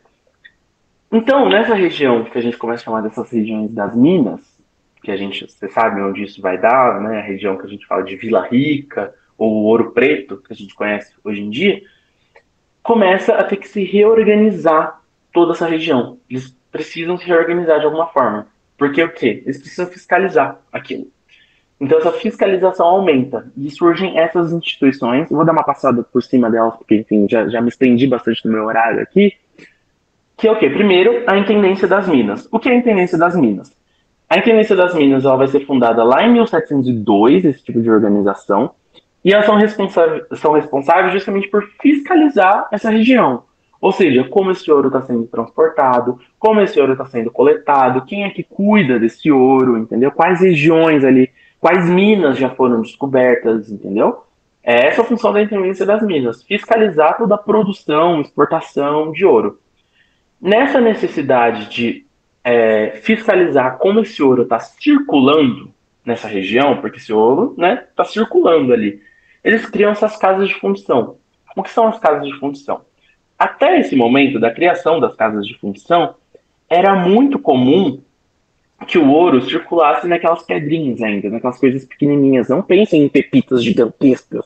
Não, eram pedrinhas pequenininhas que estavam ali dispersas. Muita gente vai chamar de pó de ouro, né? Porque justamente era algo muito pequenininho. E isso é muito fácil de você traficar. E para a coroa isso é terrível, que esse ouro seja, enfim, traficado de alguma forma, porque está saindo dinheiro das mãos deles. E aí eles criam-se as casas de fundição. As casas de fundição são esses lugares que todo esse pó de ouro, esse ouro mínimo, era enviado para ser fundido e feito lingotes pequenininhos deles. Assim, tem uma foto dos lingotezinhos de ouro que tem lá no Museu Paulista, inclusive. Mas eu vou ver se eu encontro aqui rapidinho, só para mostrar para vocês. Não pensem em lingotes gigantescos aqui. Peraí, deixa eu ver se eu consigo abrir uma outra guia rapidinho. Essa guia não, essa guia que eu quero. Eram assim, gente, pensa que isso daqui é da finurinha de um dedo, tá? Até menor. Mas era assim que esse ouro começava a circular. E tinha toda uma questão da marcação nessas casas de fundição. Aqui era o escudo da família em questão, né? O escudo da coroa, no caso. Aqui, essas onças, oitavas e grãos é o que vai definir a pureza do ouro. Nessa parte aqui, o número eram quantos lingotes já saíram dessa casa de fundição. Para o quê? Quando chegava lá em Portugal, por exemplo, se eles viam essa daqui, por exemplo, essa daqui era a última, era 86, e a 84 e 85 sumiram, tem alguma coisa errada aí, entendeu? E aí, isso daqui, essa parte toda, tal qual essa daqui vai definir a pureza desse ouro, e isso daqui, o ensaiador era o responsável pelas casas de fundição, quem fazia toda a supervisão disso. Então, para evitar que o ouro circulasse naquelas pedrinhas e fosse tão facilmente traficado, surgem essas casas de fundição para fundir esse ouro e ele passa a circular dessa forma que a gente está vendo aqui para, enfim, facilitar um pouco o controle que a coroa portuguesa tinha sobre a circulação desse ouro, né? Nessa mesma lógica de controle das riquezas e tudo mais, que a coroa nunca vai largar o osso, surgem esses processos de tributação. Os mais famosos são o quinto, que basicamente prevê que toda quinta parte daquilo que é produzido no Brasil vai ter que ir para Portugal. Todo o ouro que é produzido vai para Portugal. Então, questão de matemáticazinha aqui, né? Divide em 5 partes, toda quinta parte, ou seja, 20% de tudo que é produzido vai ser enviado para Portugal. Curiosidade, essa coisa do quinto se estende a vários outros impostos, né? Não é só para o ouro. Tudo que é produzido, realmente tudo que é produzido, a quinta parte tem que ser enviada a Portugal. 20% é um imposto fixo. E é daí que surge a expressão do quinto dos infernos, sabe? É isso. Vai pro quinto dos infernos. Era o quinto dos infernos porque você tinha que pagar coisa pra cacete, pra coroa, entendeu? Então, enfim, o quinto dos infernos era esse imposto maldito pra eles, entendeu? Era tipo, que inferno que a gente tem que pagar isso, entendeu? É o fim do mundo. É o quinto dos infernos porque era um imposto absurdo. Pensa, 20% de tudo que é seu tem que ser mandado pra coroa, que nem tá aqui, entendeu? Era daí essa origem. E tinha a captação. A captação também era um outro imposto que era basicamente um imposto por cabeça de família. O que eu quero dizer com isso? Se a sua família tem 5 pessoas e sei lá quantos escravizados, você vai pagar um imposto equivalente a isso, a essas 5 pessoas e esse tanto de escravizados. Era uma outra porcentagem, um outro cálculo que era feito, e eu não sei dar certeza para vocês, mas era essa ideia do imposto pago por cabeça em uma família, entendeu? E nisso os escravos entram porque ainda era uma posse, né? Era uma pessoa ali a mais. E era mais uma forma da coroa portuguesa captar esses ganhos. Tudo bem, eu sei que tá rápido por questão do tempo, mas qualquer coisa vocês me parem, mas fez sentido tudo isso que eu falei até aqui? Tudo bem? Vocês estão entendendo? Estão comigo ainda? Estão vivos? O do quinto. Então, o do quinto ele acaba sendo... Não, imagina, a gente tá aqui pra isso mesmo, é isso que eu falo. Falem comigo, senão eu vou seguir minha linha de raciocínio. É importante que vocês entendam, gente. Fiquem em paz, de verdade. A questão do quinto é assim... tudo, não só do ouro. Eu trouxe na questão do ouro porque ele surge ter a necessidade do ouro. Mas tudo que era produzido, todo o dinheiro que estava circulando ali, vamos falar em termos mais recentes. Pensa que... Pega a sua conta do banco atual. Você vai dividir ela em 5 e essa quinta parte, ou seja, esses 20% do que é seu, vai ser mandado para a coroa. Era um imposto que basicamente falava 20% de tudo que é seu, você vai ter que mandar para a coroa. Porque vocês são uma colônia.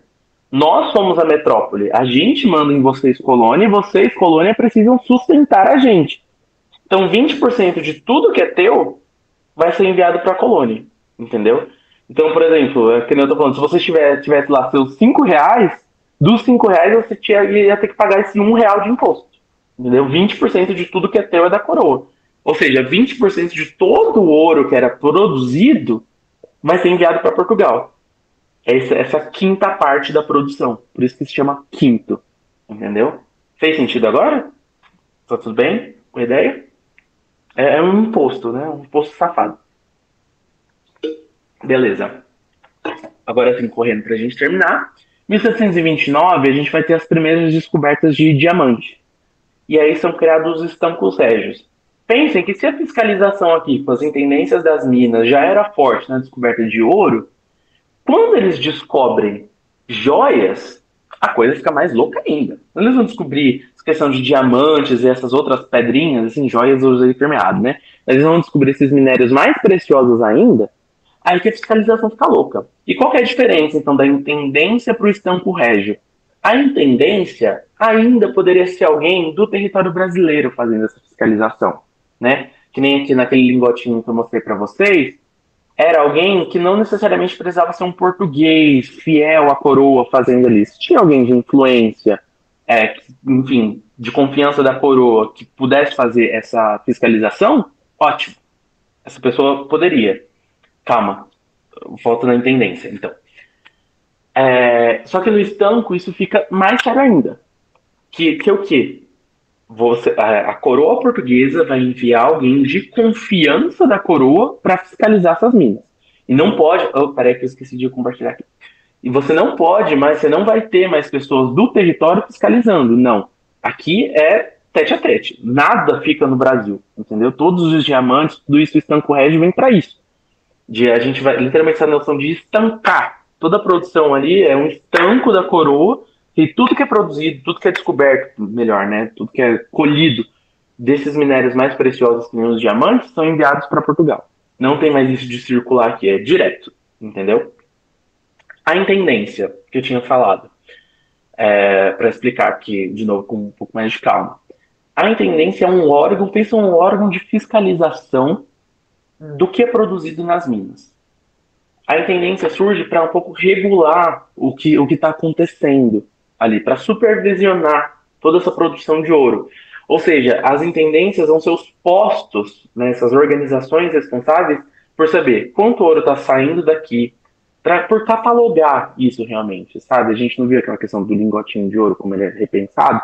É um pouco competência das intendências isso, de ver quanto está sendo produzido, como está sendo produzido, quem são os responsáveis por essa produção de ouro, por exemplo.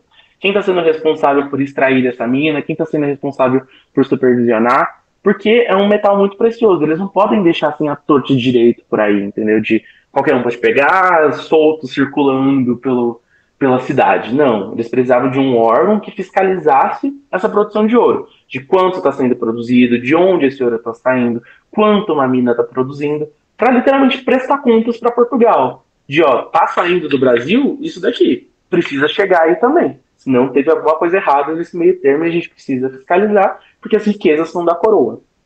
Fez mais sentido agora? O que são as intendências?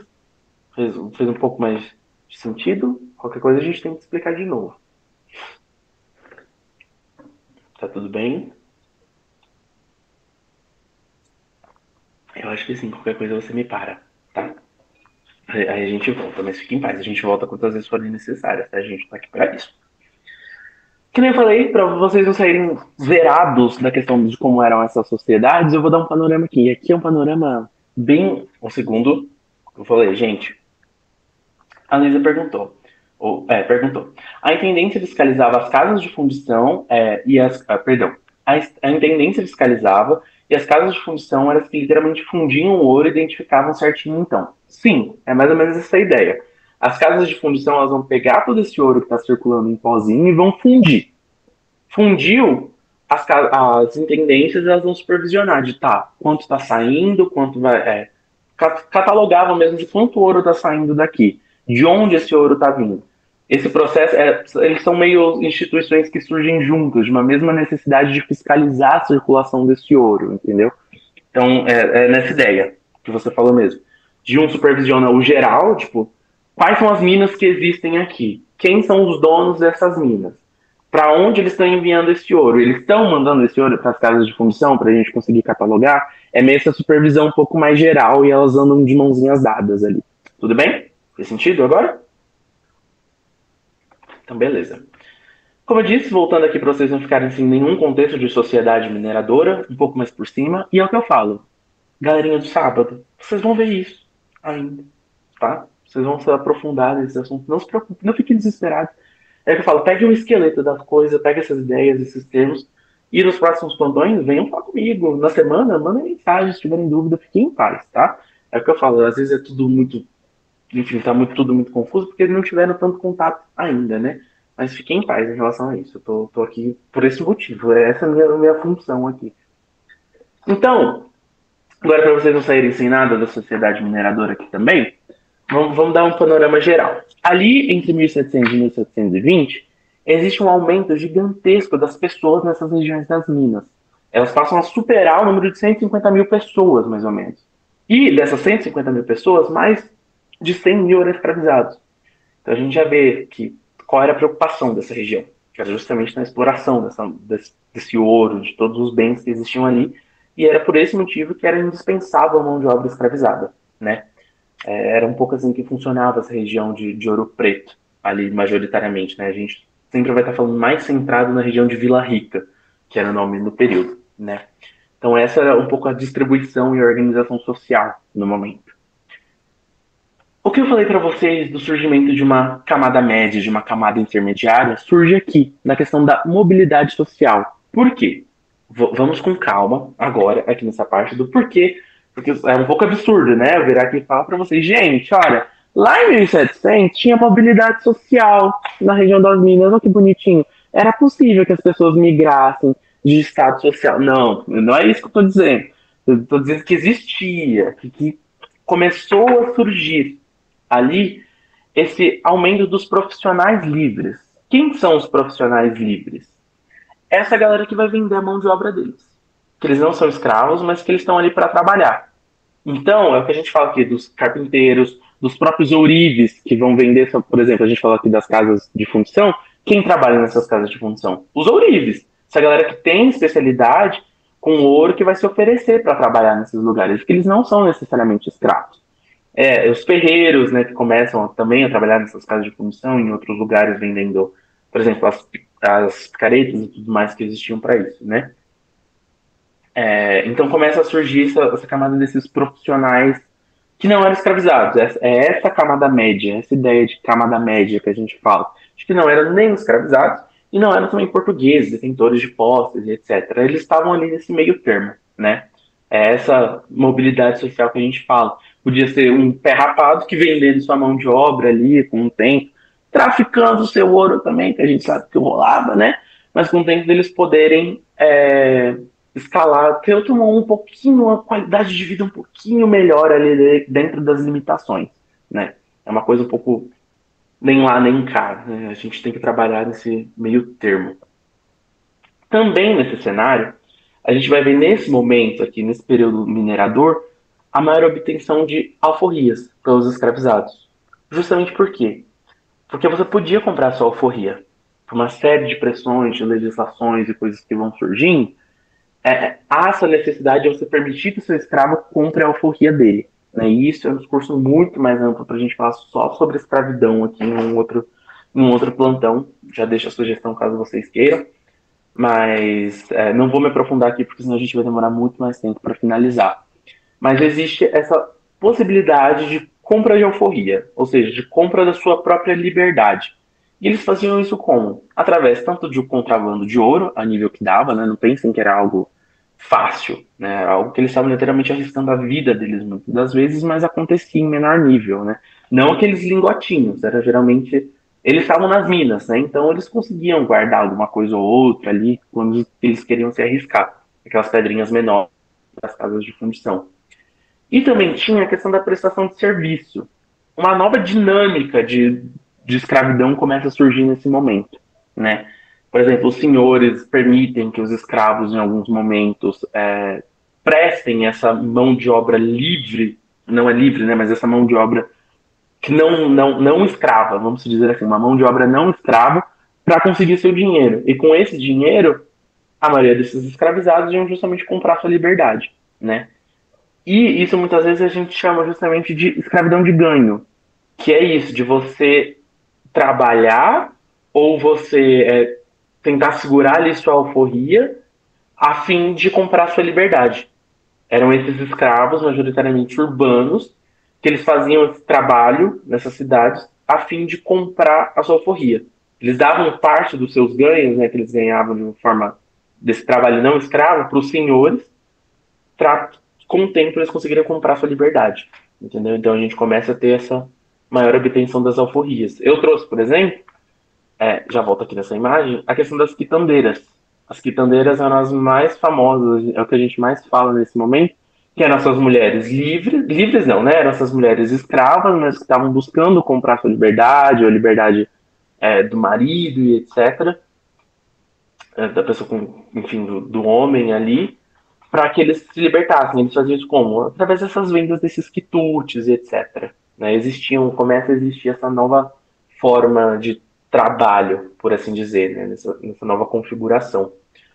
Tudo bem com isso? Sei que novamente foi corrido, mas é o que eu falo. Se a gente for falar só da questão escrava aqui, a gente vai ficar um bom tempo.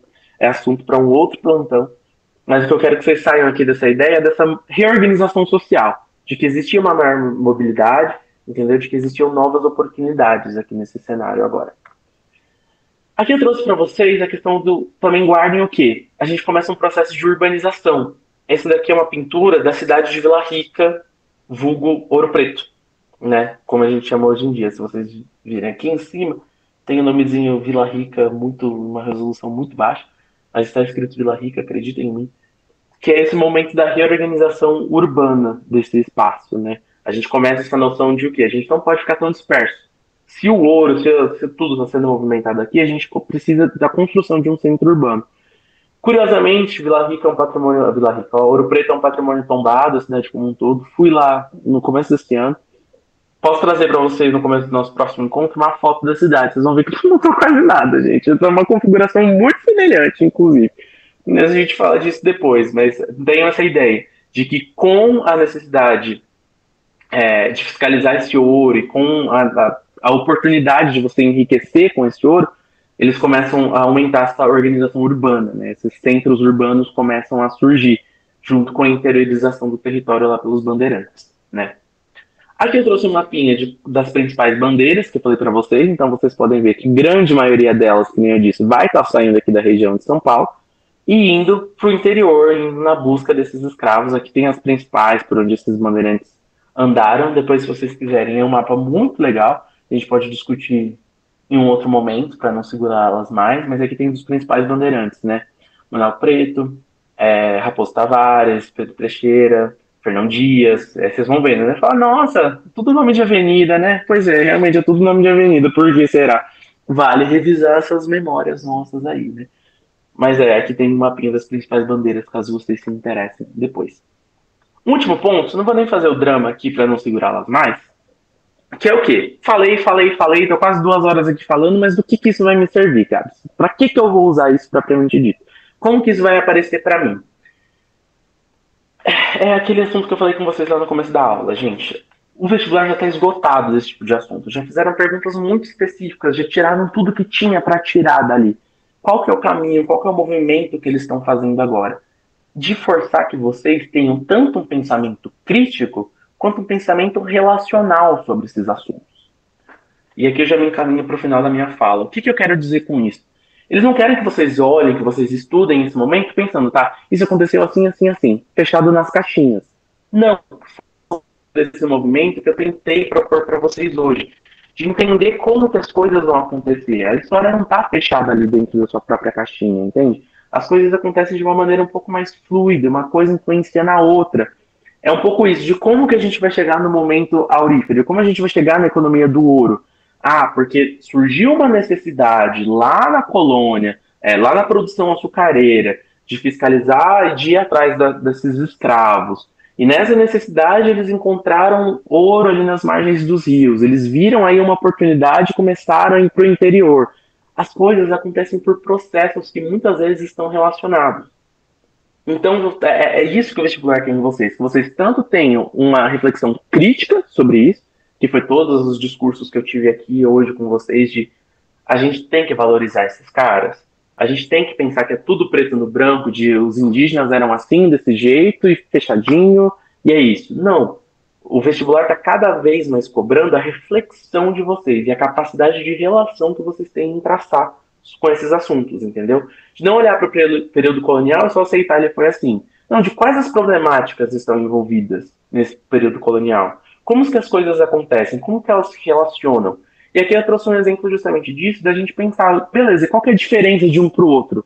Por exemplo, aqui eu abri um momento para vocês falarem comigo, mas para não segurá-las, eu já vou entregar direto.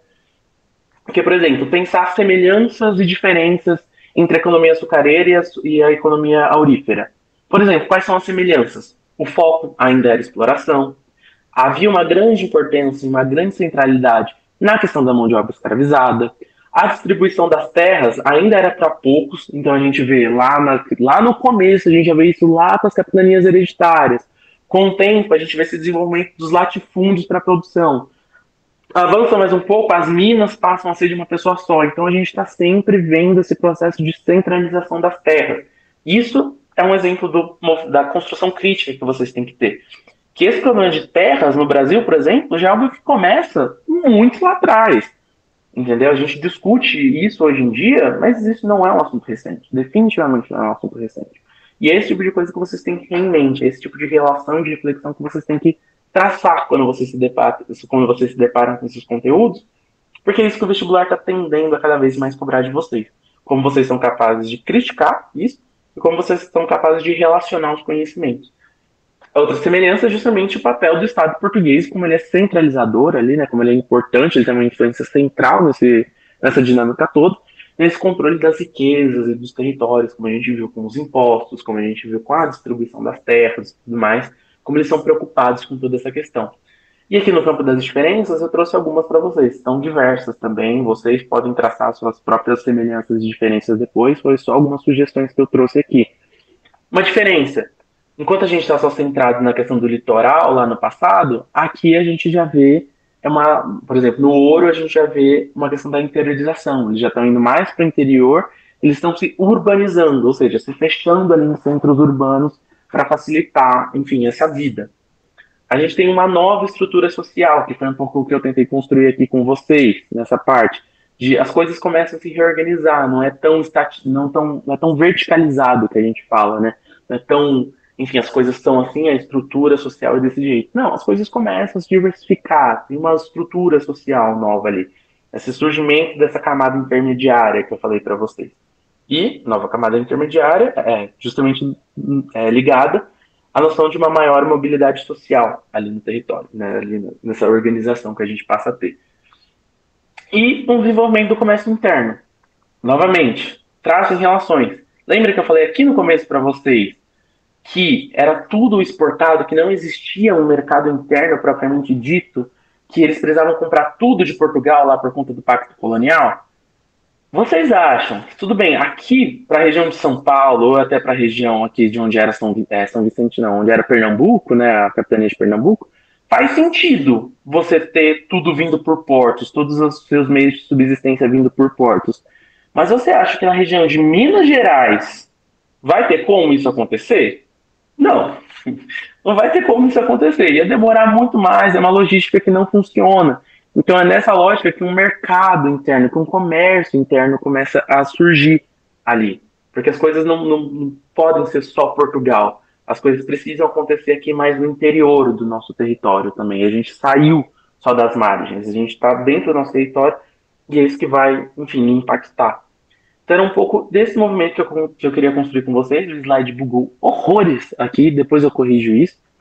Essa última parte aqui é só uma parte de sugestão que eu me propus a deixar para vocês também, para vocês, enfim, caso queiram ver mais sobre o conteúdo posteriormente, eu deixo essas sugestões, um pouco desses assuntos que a gente construiu. Eu deixei 2, que são algumas leituras do Ailton Krenak, que são leituras obrigatórias para a Unicamp, e deixei 2 episódios de um mesmo documentário, que é o Guerras do Brasil. O primeiro eles vão falar das guerras de conquista e as disputas com os indígenas, e esse segundo episódio eles vão falar sobre as guerras que existem com a questão dos quilombos, especialmente Palmares, que entra um pouco na discussão que a gente vai ter, talvez, na próxima semana, para a gente falar sobre esse movimento das fugas e da nova reconfiguração para a questão escravista, né? Os livros do Krenak são uma delícia de ler, assim, porque ele escreve muito bem, você entende a proposta que ele tá servindo pra gente, e é o tipo de livro que você fecha ele em vários momentos, respira fundo e vira um pouco a Anitta naquele vídeo do se um indígena bater na minha porta, eu tenho a obrigação de falar, querido, entre. É um pouco essa sensação que a gente fica, que você olha e fala, mano, que lixo. Só pelo que lixo que a gente é, entendeu? A gente acabou com tudo, tava tudo tão. Parecia que era tudo tão mais harmonioso, entende? Pelos próprios títulos aqui do Krenak, acho que vocês conseguem perceber isso, gente. Caso vocês se interessem, depois podem ir atrás. Que literalmente, a vida não é útil, ele vai falar sobre essa questão capitalista, para quem vai fazer o Unicamp, é essa ideia. Dessa crítica à nossa mercantilização da vida. Ele vai falar, mano, a vida não tem que ser útil, entendeu? A gente tem que viver, é essa construção que a gente tem que ter. A gente não precisa explorar tudo possível e imaginável. Não é isso que ele vai estar falando aqui. O Amanhã Não Está para Venda vai estar nesse mesmo diálogo, entendeu? De que a gente tem que se preocupar com o nosso futuro, a gente tem que se preocupar com as seguintes gerações. Futuro Ancestral, ele vai falar que a tendência, é um livro que ele vai propor que a nossa tendência é que a gente volte para esse passado ancestral, para a gente não se afogar em desgraça, que a gente já está vendo, ebulição global, São Paulo numa semana batendo 40 graus, na outra batendo 12, ele vai falar que a solução para isso já existe, que é o quê? A gente voltar para o que nós éramos, para as necessidades antigas, para essa reorganização indígena. E vai ser nesse mesmo diálogo que ele vai estar numa Ideias para Adiar o Fim do Mundo, disso, de a gente precisa repensar a nossa vida. A gente precisa repensar esse sistema que a gente está vivendo. Senão o fim do mundo está cada vez mais próximo. E, enfim, é esses diálogos que ele vai estabelecer e eu acho genial. E o Guerras do Brasil, muito famoso, vão atrás. Geralmente, o documentário inteiro, eu deixei ele anexado aqui, tem umas 2-3 horas, se vocês forem ver de todos os episódios. Mas os episódios em si têm os seus 30, 40 minutos. São bem interessantes justamente para essa ideia de vocês ampliarem o repertório de vocês sobre o assunto, caso vocês se interessem. São essas as sugestões que eu faço. Mas voltando aqui para o que interessa, vocês estão bem com essas ideias? Porque agora a gente já está encaminhando para finalizar. Fez sentido. Me perdoem se tudo que ficou corrido agora no final. Eu falo que é sempre uma coisa natural dos meus plantões, que sempre no final fica corrido, que eu tento fazer um milagre da multiplicação do tempo, mas nunca dá certo. Mas enfim, se vocês têm alguma dúvida geral, estou por aqui para conversar caso vocês queiram. Do contrário, espero que tenham gostado. Espero que tenha feito algum sentido para vocês a reunião aqui do dia de hoje, isso que eu quis construir com vocês, essa ideia que eu busquei traçar aqui. Espero que vocês tenham entendido, que vocês tenham gostado. E é isso, eu deixo aqui os meus meios de contato, podem entrar em contato da forma que vocês preferirem, tá? Aqui tem meu e-mail, meu número de contato. Deixei o Insta, porque acredito que me chamaram no Instagram, Maia. Eu fiquei, gente, mas tá bom, né? Tem todos os outros meios, mas tudo bem. Mas deixa tudo aí, da forma que vocês preferirem, vocês podem entrar em contato comigo. Espero que tenham gostado, e é isso, estão livres. Obrigado por estarem comigo até agora, entendeu? Quase 10 horas da noite, e vocês firmes e fortes aqui. Mas é isso, gente. Qualquer coisa, dúvidas, estou por aqui. Do contrário, estão livres. Espero que tenham gostado. E é isso. Um abraço, gente. Bom final de semana. Amanhã eu tô por lá, para quem é do sábado, então eu vejo vocês amanhã. E é isso. Meu Deus, Obrigado. você vai estar lá. Amanhã eu estou, amiga. Vai almoçar aqui em casa, amigo. Beijo, gente. Até mais. Amigo, não vai embora ainda, não. Não vou não. Só vou parar a gravação. Eu tô me despedindo, né?